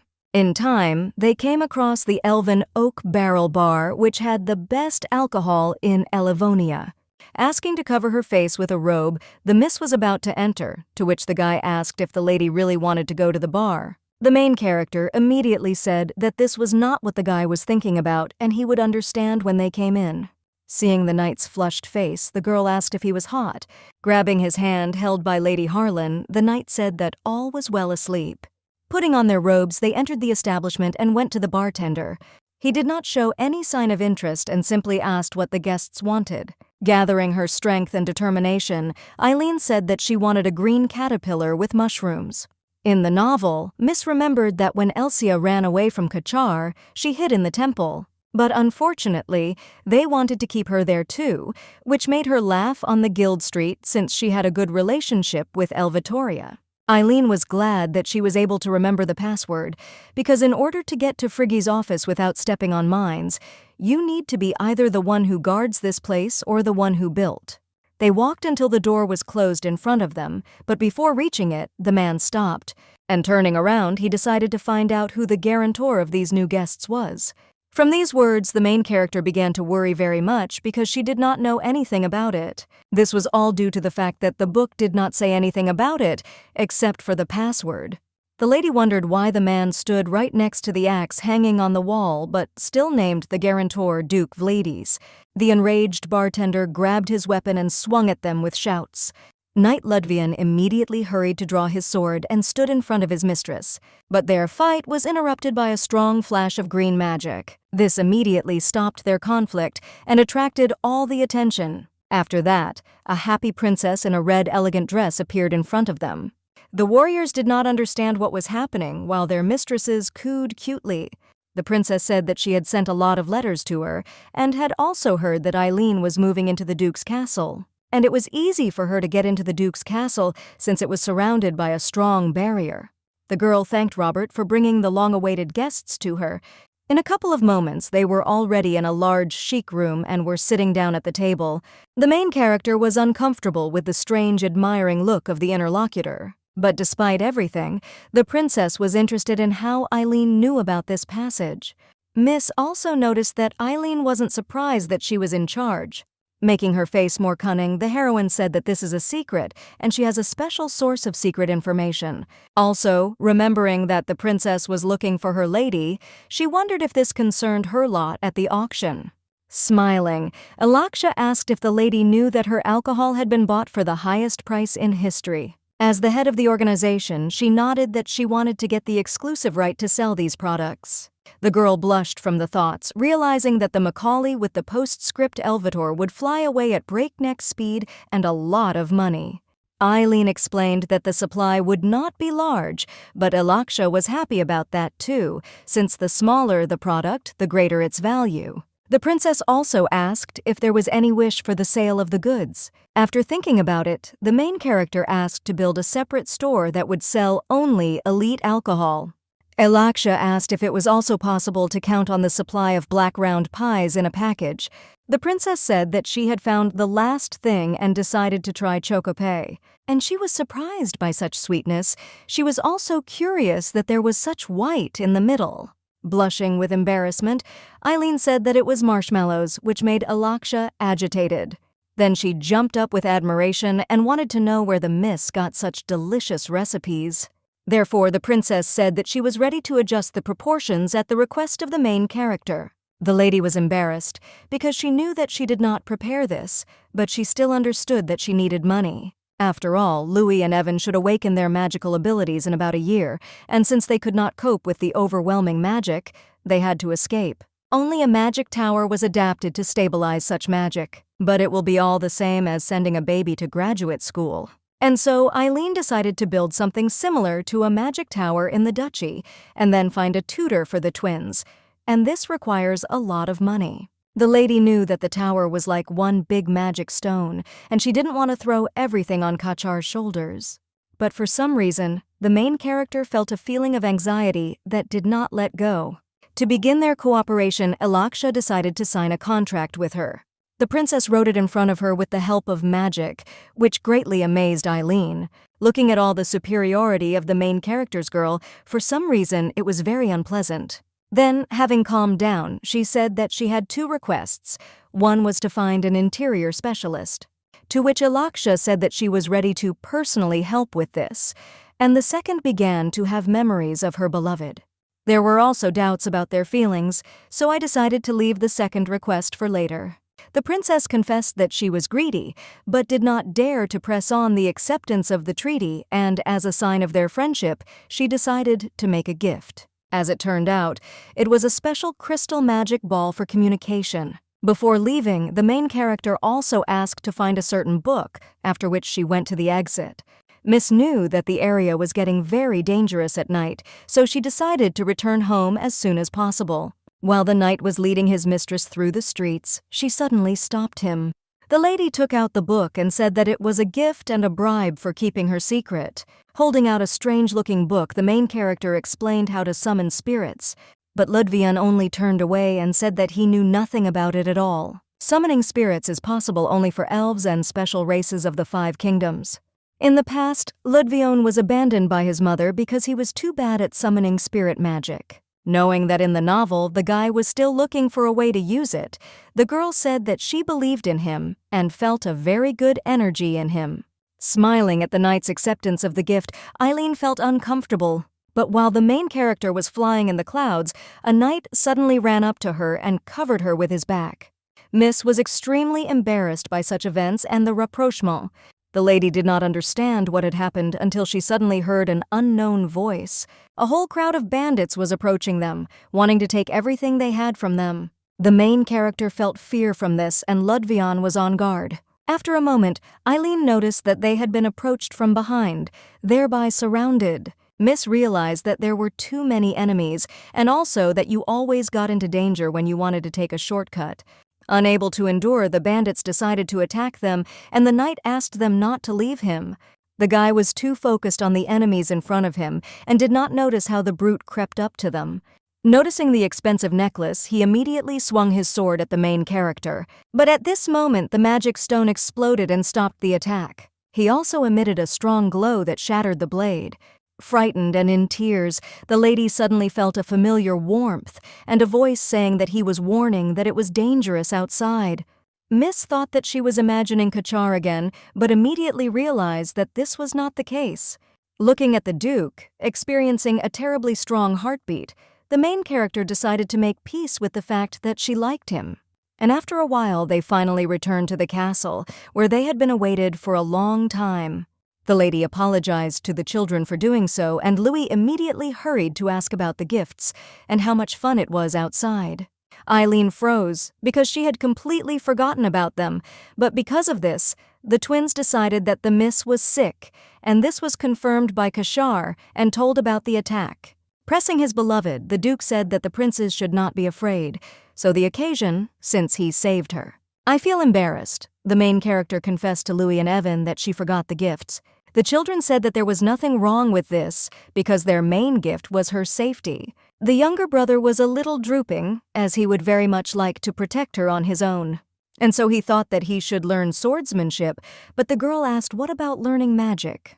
Louis was also interested in the idea, to which the lady explained that they would both study, and Eileen would try to find them a good teacher. Looking at this, Kashar said that they needed other tutors in all the subjects that little princes need to know. The children, on the other hand, were not much capricious, who thought it was enough to know magic, but the Duke explained that in such a case they would not make gentlemen.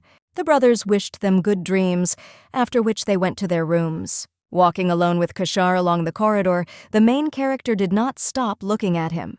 The guy naturally noticed this and asked what she was thinking, but the miss, embarrassed, remembered the dinner she had promised, but it was too late. The Duke said that if Eileen really wanted to do something, she should come to his room first.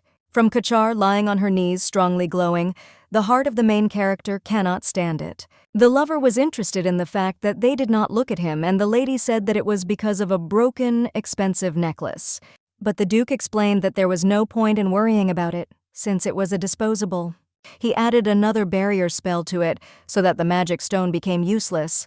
The lady remembered that this necklace was identical to the one worn by Elsius in the original. After Elsius ran away from Kachar, Michael gave her the necklace because he didn't want to lose it. And she also remembered the magic that was enclosed in the necklace. In a moment of danger, she summoned the person the owner wanted to see the most. Before the original novel began, Kachar had it and the lady smashed such an important object. Sighing, the guy said that since she was so sorry, then let her hug him, because it helps with headaches. Looking at the Duke's flawless face, the main character's heart tried to jump out of her chest. Mikhail and Ludvion were not bad either, but Eileen's heart didn't beat like that from them. And after a moment, they were lying opposite each other. Terribly embarrassed, the main character wanted to know if the man in front of her was sleeping. The girl was amazed that he, lying next to her, was able to sleep so soundly. Eileen decided that she was the only one who had a beating heart, and also thought that it was because she was not a princess. But even so, next to the Duke, it is she who has a chance to seduce him. After that, it dawned on her that why should she look for a lover for him when she herself can become one, after which she was very inspired. Dressed in a beautiful dress, the main character wrote something on a piece of paper.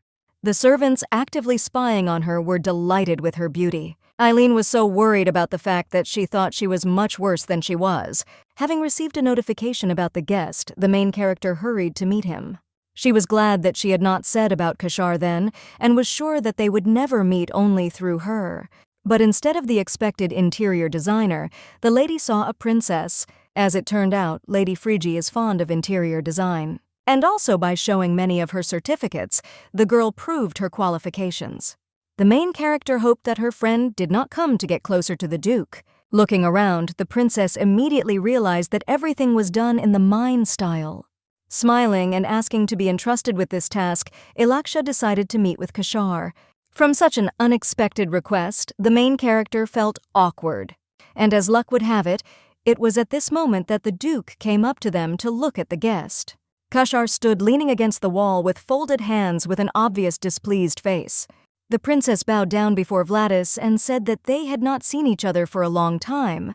Approaching and hugging his beloved, Kishar decided to find out why Alaksha had come to him. After listening to their conversations, the main character did not understand and noticed a strange sigh. Eileen was immediately very upset, as she began to assume that the princess was his first love. Alaksha wondered if the Duke had paid for all future expenses. Learning that this was so, under the pretext of talking about calculations, the two of them went to a separate room. Spying on them, Miss caught herself thinking that they were a beautiful couple and looked like lovers. Feeling upset, the main character remembered that she herself wanted to bring them together in a place. After talking, Alaksha said that they had agreed to follow what Eileen liked and not to worry about money. And while the main character doubted whether they were talking only about money, a child's voice was heard in the corridor. They were twins, obviously armed with a sword, who had just played knights. Luis introduced himself to his guest and also hurried to introduce his grumpy brother. Laughing and calling them cuties, the lady introduced herself as Phrygia. The main character noticed that her friend was affectionate with children, which is why she was sure of the ideal candidacy of the Duke's beloved. After chatting a little more, the young princes ran further along the corridors to play. Looking at them, Phrygia said that they were definitely members of Richard's imperial family. She also said that she feels great magical energy from them, which can be wonderful, or it can be dangerous. Upon hearing this, Eileen immediately decided to find out if she could be introduced to someone who could teach them magic. Alaksha explained that she would love to do it herself, but she did not have time for it at all. The lady was upset and then asked for someone to provide it, to which Phrygia replied that there was no need for this, since there was already an outstanding magician here. Eileen assumed that her friend was referring to Michael's adjutant, to which she confirmed. After that, the princess decided to share his nickname in the magic tower, or rather that he was called a gray psychopath.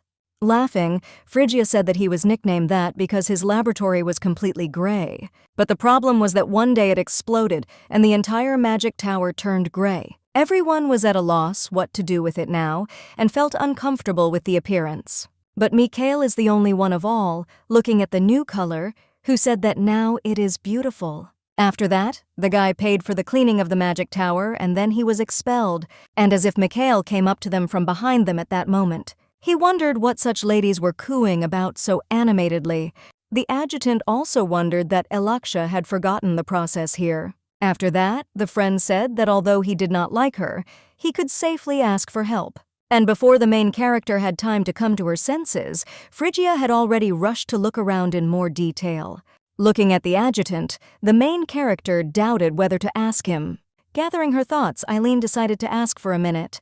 Noticing a look at Alaksha's back, the main character asked if he liked the princess. Embarrassed and turning away, the guy wondered why he was being asked about this, to which the main character explained that she noticed a loving look in him. After that, Mikhail was even more embarrassed by the lady.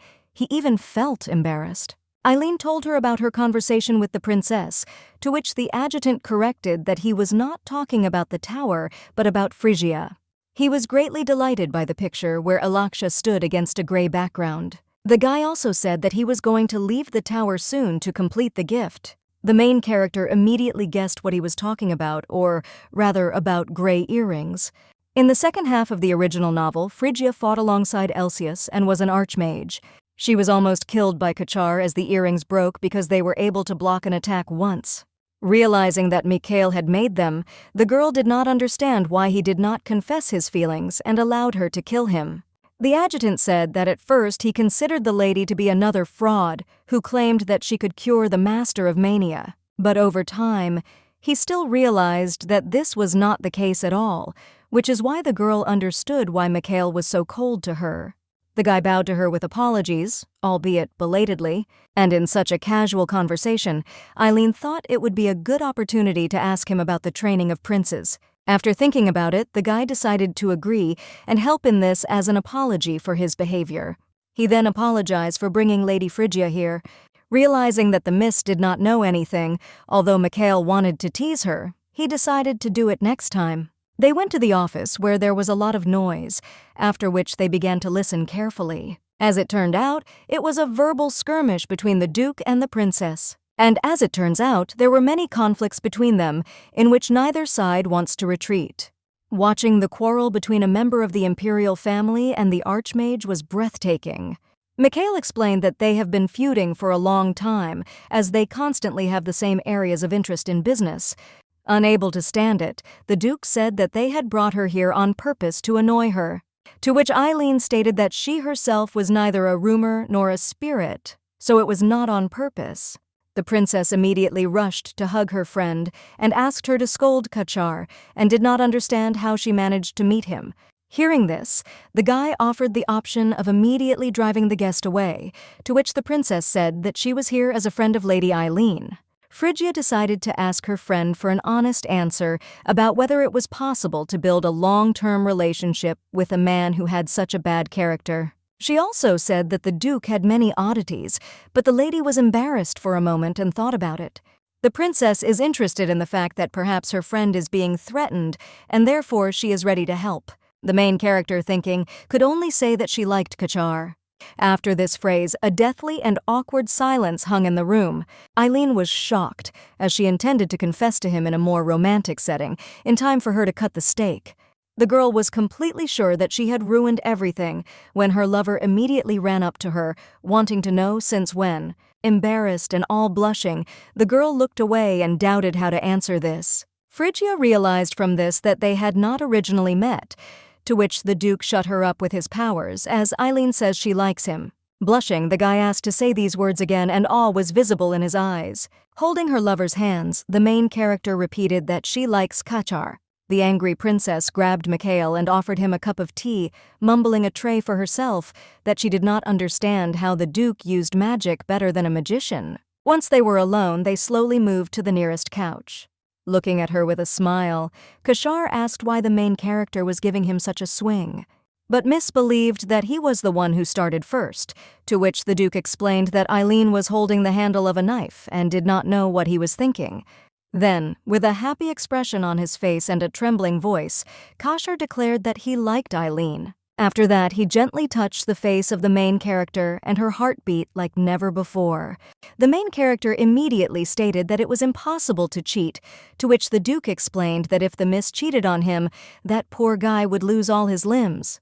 Horrified for a moment, Eileen promised not to cheat on him, and the guy said that he would also be faithful. Then, overwhelmed with a storm of emotions, feelings, passionately and tenderly kissing his beloved. 3 days had passed since Phrygia had arrived, and work on changing the interior of the main was in full swing. She was personally at the construction site and made sure that everything was observed according to the plan. Even the maids got involved in the work to complete the reconstruction as soon as possible. All the precious statues that the mines were so proud of were among the first to be demolished. But this was not the point at all. The mood of the main character was insanely happy. Emma began to worry at the moment whether everything was all right with the mistress, because even flowers began to grow from her head. She even believed that if she had wings, she would immediately fly away and the world would become beautiful for her, full of happiness. And this idyll was interrupted by the unexpected words of her friend, which were clearly with a note of upset. In the recently cheerful Lady Phrygia, there was only anger and indignation. Although the princess was angry, she decided to take a triple price for this interior. Taking out the drawing, the main character asked to change one part of the interior concept. Eileen understood that work was now underway to arrange the house as for newlyweds, and therefore she believed that the children would like it if they made a pond behind the house. Phrygia did not understand some things in the drawings, but the main character immediately explained what an on-call is. Feeling a vein, the miss flared up and asked to organize a business on this. Alaksha tearfully asked for this because the Duke took everything from her, and you can build a cool business on this. Having received the drawings, already happy because of the deal, the friend hurried to pass on the request to the masters. Watching how their dwelling was illuminated by sunlight, the girl was glad that she was saying goodbye to the castle of the King of the Mains. Looking around, the main character noticed the head maid passing by. Noticing that she was not answered, Eileen became alert because she noticed the bandage on her eyes. Miss immediately hurried to catch up and find out why this was happening. By stopping and asking about it, the main character made Eskitra feel uncomfortable. On reflection, the lady realized that she could not look at the sunlight, which caused the maid to apologize for disturbing her with this. The main character decided to find out if there is anyone else among the mines with such a problem. Eileen was embarrassed that she was so happy not to think about the problems of others, and therefore decided not to leave it like this. In the morning of the next day, the girl quickly went to look for the head maid. After that, the main character said that she wanted to give her something and handed her the box. After unpacking, Ashitra did not understand what this strange thing was in front of her.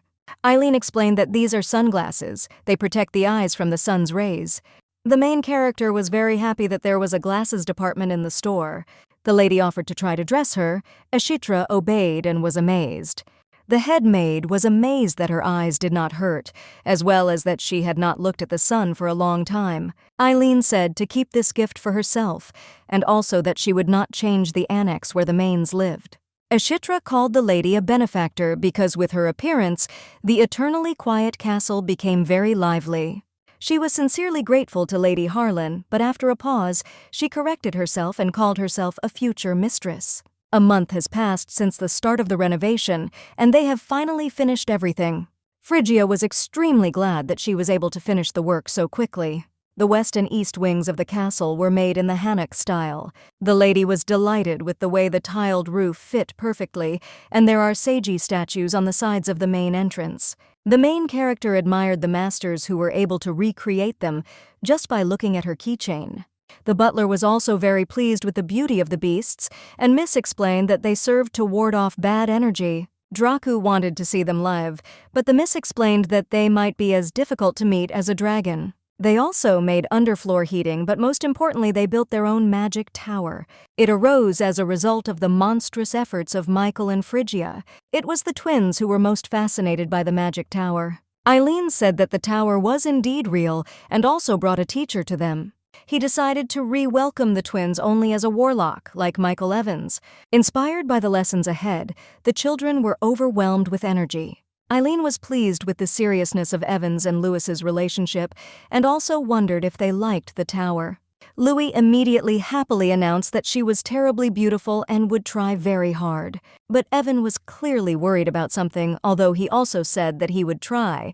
The girl understood that the diligence of the younger one was different from others, since he was always trying to squeeze out the maximum.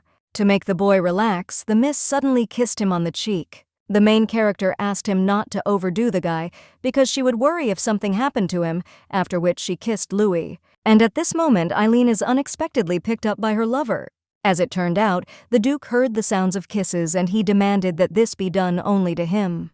Noticing such a jealous reaction, Evan proudly and defiantly asked for a repeat kiss.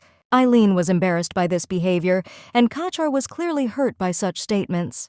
The Duke explained to the baby that only lovers do this, but Evan only grinned and said what to do about it if she kissed him first. And while the idyll was happening in the duchy, significant events were taking place in the temple of Shayna. In the central room, a large statue of the goddess stood illuminated.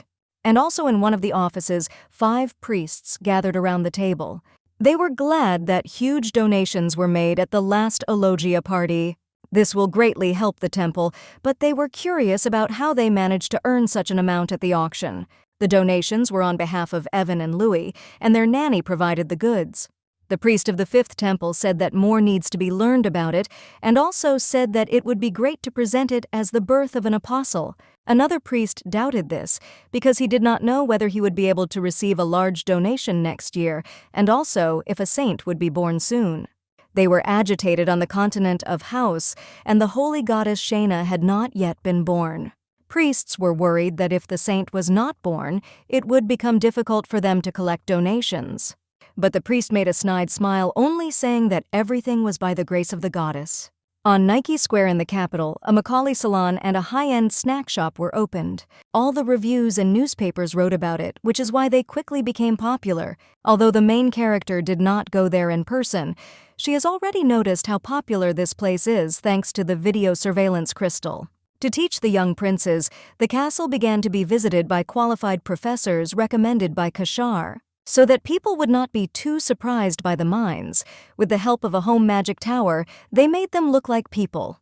Those guests who were able to see through the fog, the repair of the castle, began to spread rumors, and the Elvator organization had many orders. Collectively, because of all this, the fame of the duchy grew every day. The servants again watched the future mistress, who was writing something. After waiting for evening, Eileen hurried to pick up the princes and went to put them to bed. Louis said that he scored 100 points in history, and they were allowed to ask questions if they scored them.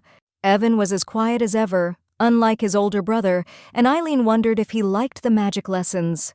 The children noticed that it was not time to go to bed and therefore asked why they were already being put to bed. In order to get out of it, the Miss came up with a story that the children of a new country, in order to grow taller and stronger, go to bed earlier and get up earlier too.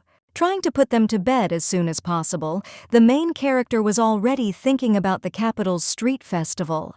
Eileen was terribly doubtful about how she could ask her lover out on a date, and therefore, in order not to suffer, the Miss decided to send a letter according to the classics. After putting on the dress and accessories, the lady was happy that the preparations for the date were completed. Going outside, the girl had already noticed her waiting lover. Smiling at the fact that Kashar began to look even more handsome when she asked if he had to wait long, he was surprised. But instead of answering, the guy had a very embarrassed and worried face, constantly turning around. The main character thought that she invited him the next day at 8 o'clock in the evening in front of the central garden, but without a signature. Kashar explained that he initially thought that some big man invited him to a duel. Embarrassed, the lady explained that it was an invitation to a date. The Duke was surprised, but the main character explained that a night festival would be held in the capital. Smiling and grabbing his love, the guy said that he preferred that they go to bed. Offended by this, since they had met very little, the lady was indignant. Kashar, to appease her, kissed her hand and said that he liked the letter very much, since it was written by Eileen. After that, the main character still managed to convince him to go with her to the festival. The lady was embarrassed and glad even that they were just walking and holding hands. The Duke, looking at the stalls, noticed something unusual. The main character asked what happened, but the guy pointed his finger at the bear and said that it looked like her. Looking closer, Eileen could make out a plush toy. To the girl, it seemed more like a cursed thing, but Kashar did not care and began to ask how to get it. After obtaining 5 darts, the Duke had to get 100 points to get the toy. Realizing that his visitors already had a goal, the shopkeeper said that he would need to get 20 points each time. But before he had time to finish, Kashar hit the center perfectly with all the darts in one movement. After handing it over to the main character, the guy explained that this was a response to her letter. Such a romantic gesture made Eileen's heart beat faster. Up close, the bear looked even scarier, but listening to the other couple, the Miss thought that she had to kiss him too. Charged with confidence and determination, the lady nevertheless decided to follow the rule of dating. Due to the strong heartbeat and excitement, Eileen lost her balance and kissed Kachar on the cheek a little awkwardly. And at that moment, destroying the whole atmosphere, a satisfied, drunken grandfather ran past them. After that, Eileen began to be very embarrassed and cursed that she had a very clumsy kiss. Kashar, looking at the violent reaction of the main character, laughed sincerely. When the salute began, the Duke took the opportunity to take the girl by the hand and lead her somewhere. Going around the corner, he accused her of deceiving him when she said that she had kissed many times before. Eileen was embarrassed and did not understand why her lover was so good at bodily relations. But Kashar said that he may have been born to meet a girl who does not know how to kiss. Gently pulling her face towards him, the Duke declared that Miss was clumsy and would have to try. Although the festival continued and the fireworks continued to brighten and illuminate the night sky, Eileen was completely absorbed in her lover's kiss. After a while, the couple still went on to walk around the festival again. Looking at the variety of food, the main character was delighted because she remembered that the best part of festivals is food.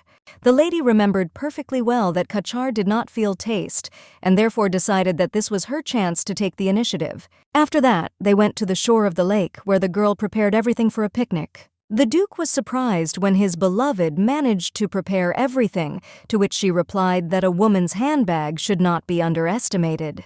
Sitting next to her, the guy was curious what kind of box the lady had in her hands.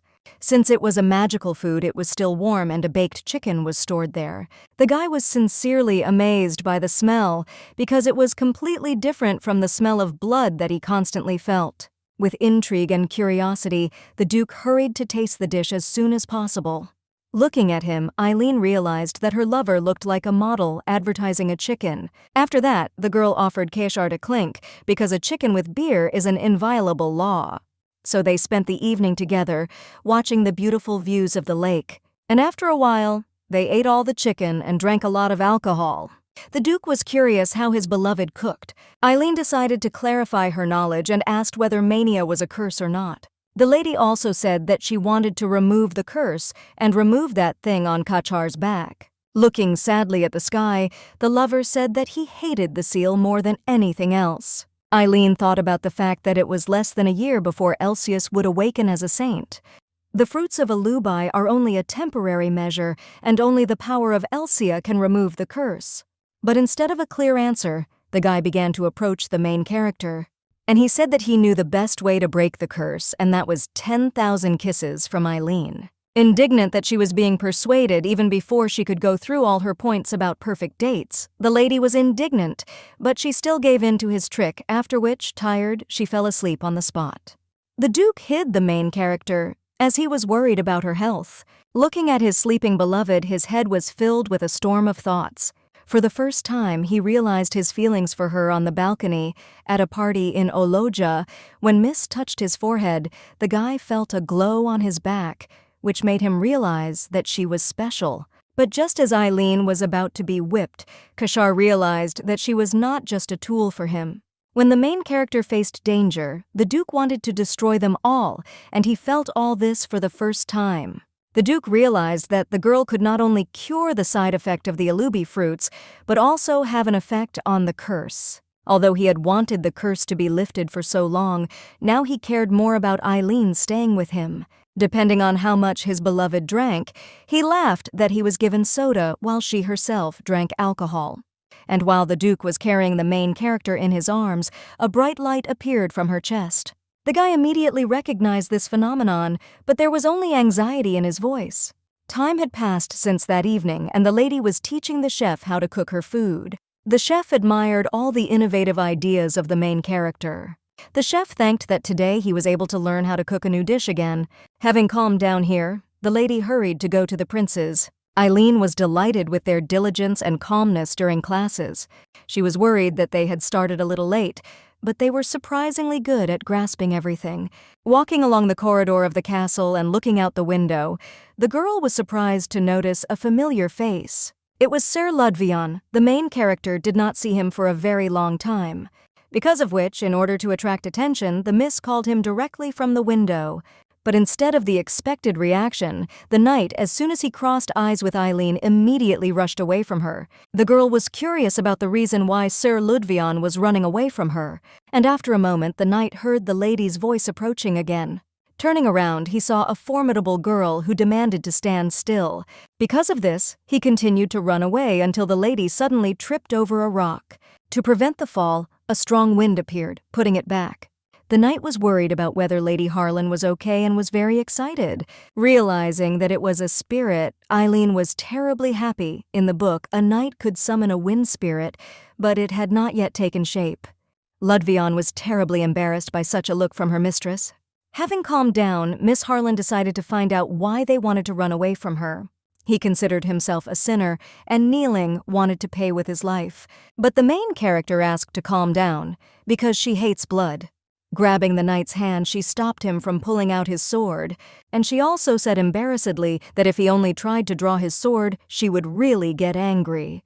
Ludvion looked away from this, and the knight's face was reddening with every second. After calming down, Eileen congratulated the knight for being able to summon a spirit, as it was very surprising.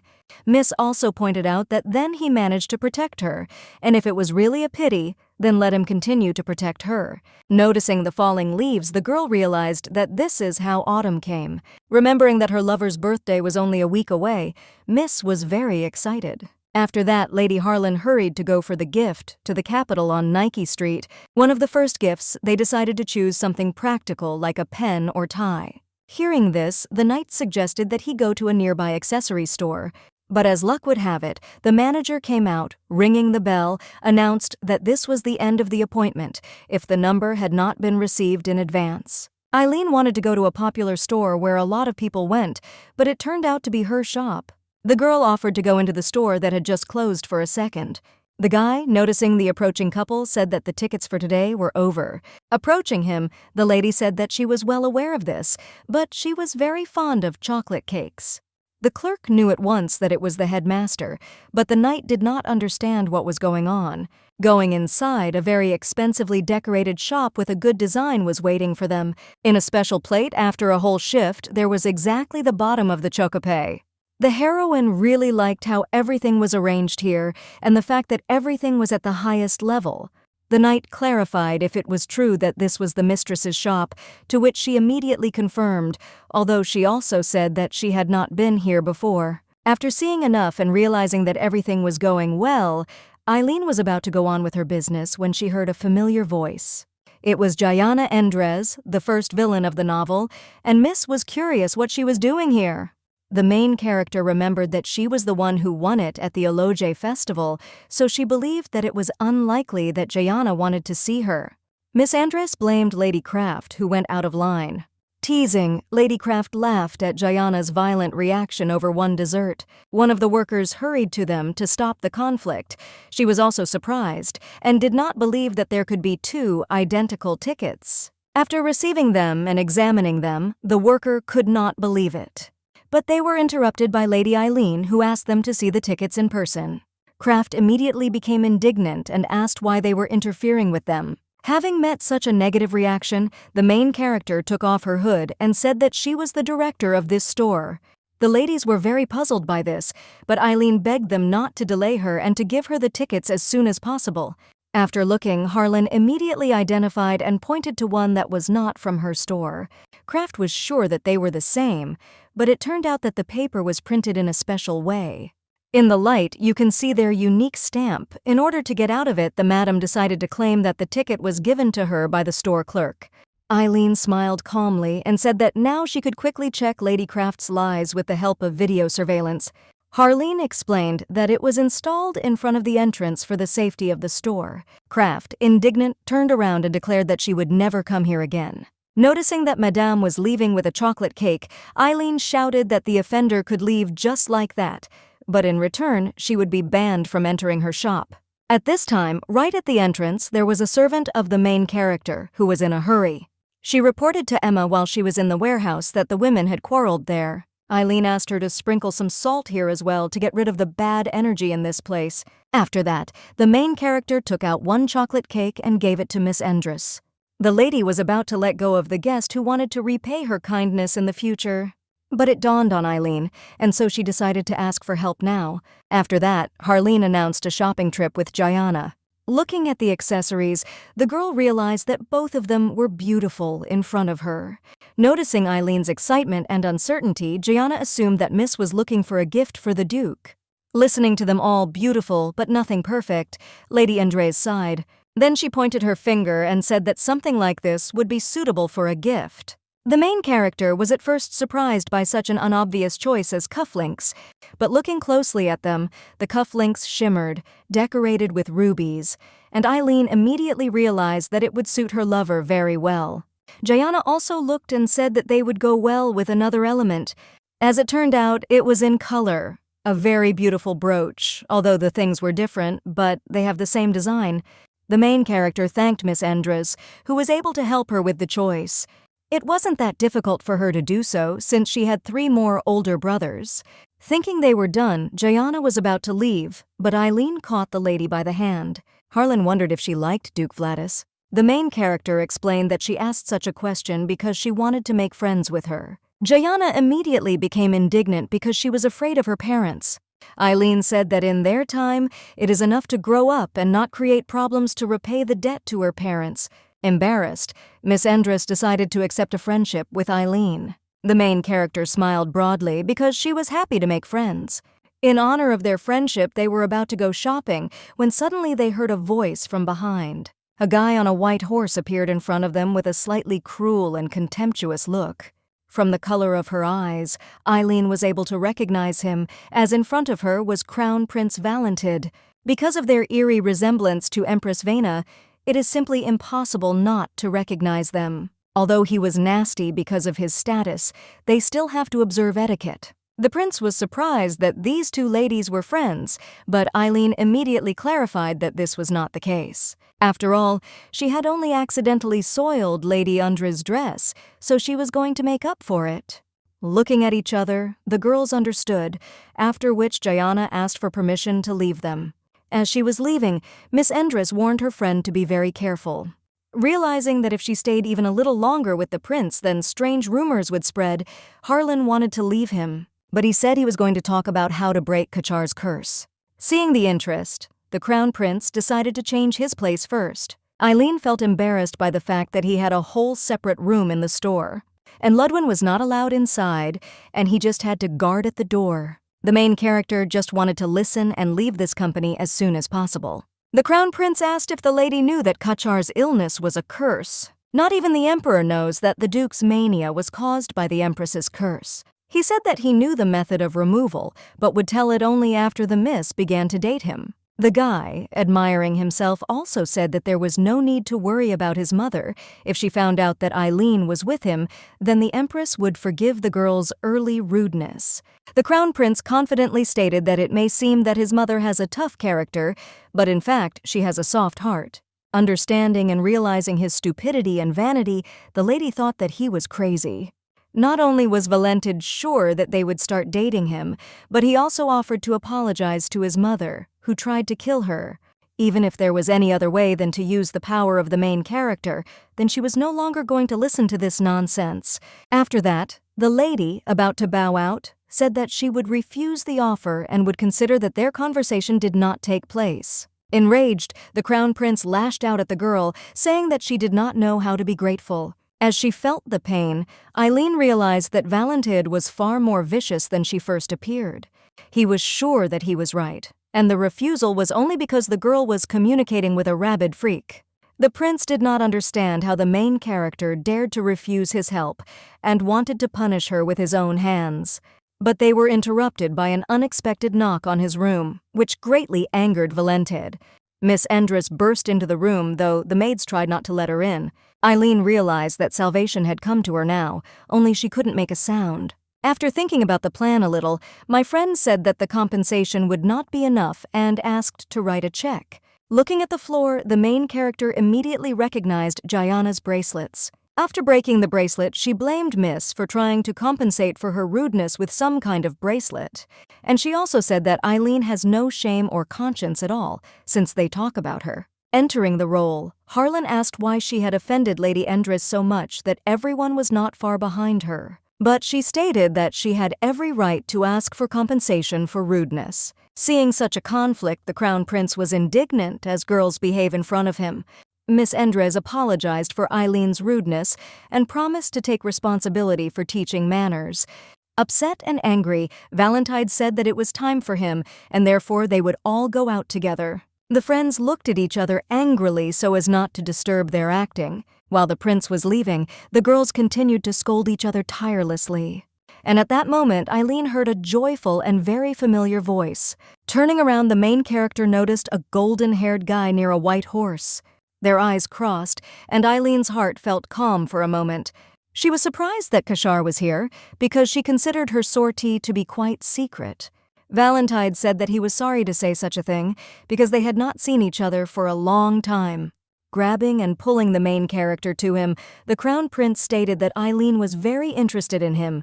Harlan was shocked by what this scoundrel who had recently treated her so cruelly was saying. Kachar's eyes were filled with displeasure and anger bordering on murder. As the crown prince boasted, Duke Vladis began to reach for his blade. Realizing what is about to happen, the lady comes to a desperate movement and pretends to be dizzy. As she carefully walked past the crown prince, she took an incomprehensible thing out of her pocket. Then she attached it to Valentid's heel so that he could not notice. And as soon as she did everything, she immediately rushed to Kachar and said that she felt so bad because she had walked in the fresh air. At this time, a servant approached them, saying that it was time for the crown prince to go to the empress. Valentid felt an extraordinary superiority and considered himself chic to be able to prick Duke Vladis. But as soon as he got into the saddle, a very loud fart was heard from under him. It was so loud that all the people in the area were surprised and paid attention to it. Looking at this, everyone felt very uncomfortable as soon as the second, equally loud fart occurred. Nothing remained of the Crown Prince's vain face at the same moment, and the number of people looking at Valentidus and preserving the silence of the grave was growing. Having made another careless movement, the fart was again announced to the whole neighborhood that even the child pointed his finger at it.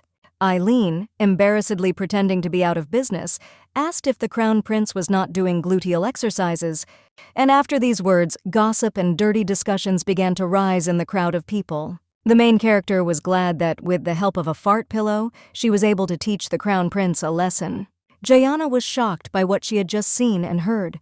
After a couple of moments, the discussing crowd ran off to their business. Feeling a piercing gaze, the misunderstood what was causing this, because Harlan had not told him about the sortie into the city. Without reacting to the joke, Kashar asked the lady that it was impossible to cheat, then why her partner was Valentid.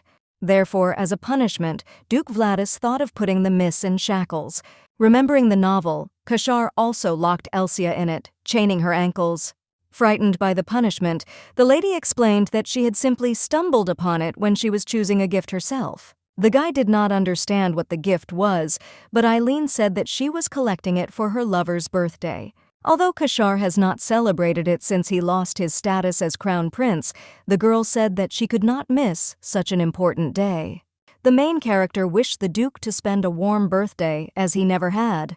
And so Eileen explained that this day would be special, to which, fixing his hair, Kashar said that he would wait. The guy did not know if he had already been given a gift, but he would like to receive something banal. Before giving an example, Kashar approached the ear of the main character and looked at the knight angrily. The guy immediately sensed malicious intentions, which is why he hurried to turn away. After that, Vladis said that he would like to receive something like, "I am your gift." Using the magic in the necklace, the couple immediately moved to the Duke's chambers.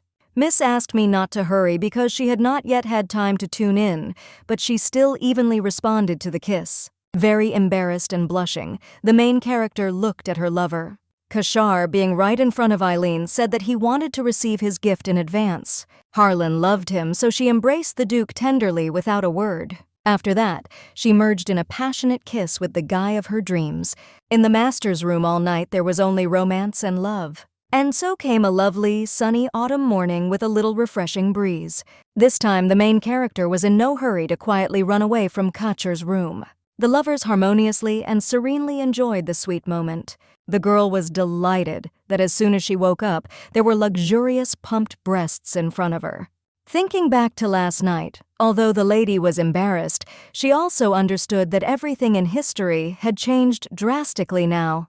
Eileen was about to get up and leave the Duke when he woke up and caught her. The main character congratulated her once again on her birthday and said that she needed to get up to prepare something.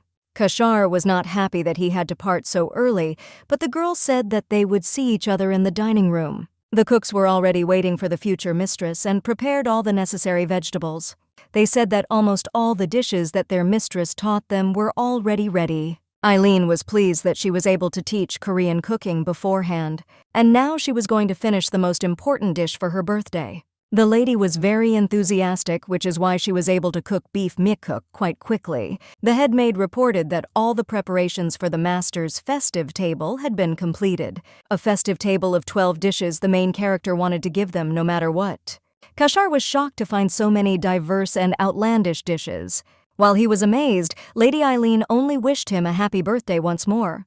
Looking at the extravagant dish, the guy was very worried. He wanted to know what kind of green dish was in front of him and what it was called. And at that moment, a strong earthquake began throughout the duchy. The magic tower suffered more than anyone else, as it was the one that stormed the most. Running outside, Eileen immediately went to look for the twins to see if they were all right. The boy Louis immediately began to hug his nanny, but she had a question about where Evan was now.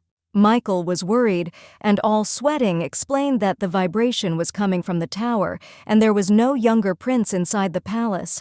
This vibration was caused by magic inside the tower, and it seems that this is where Evan is. Frightened, Kashar immediately rushed into the tower in order to have time to save the baby. Louis, with tears in his eyes, also hastened to go after his brother. And the main character could not leave the children in such a dangerous place, and therefore joined them. Entering the inside of the structure, everything was covered with large ice crystals. Looking up, Eileen was frightened and very worried. After all, in front of them, an unconscious prince was hanging in the air, surrounded by ice. Seeing him, the main character worried more and more about him. Kashar, using his powers, immediately headed in his direction to free the child. Splitting the ice, Vladis caught Evan shivering from the cold in his arms. Eileen immediately hurried closer to see what was wrong with him. Kashar asked not to get too close, as the mana had not yet stabilized. Although it was still too early, the prince had awakened. Eileen was perplexed, because in the original, there should still be a whole year before waking up, and the scene was described as an explosion of magical power. Everything has changed too much, and the main character did not understand why only Evan woke up.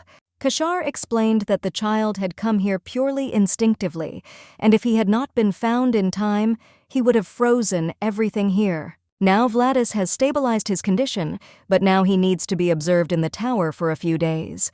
Louis was worried about how soon his beloved brother Evan would wake up.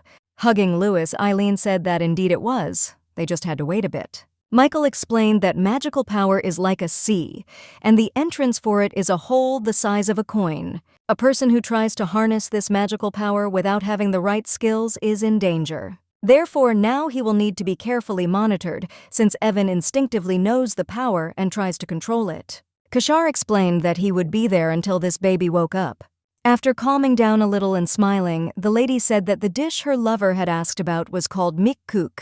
His surprise was so strong that he unconsciously opened his mouth, since it was familiar to him. Eileen asked to be sure to eat this dish, as this soup is made for a birthday. It was this dish Kashar remembered from his childhood. It was his mother who cooked him for the holiday.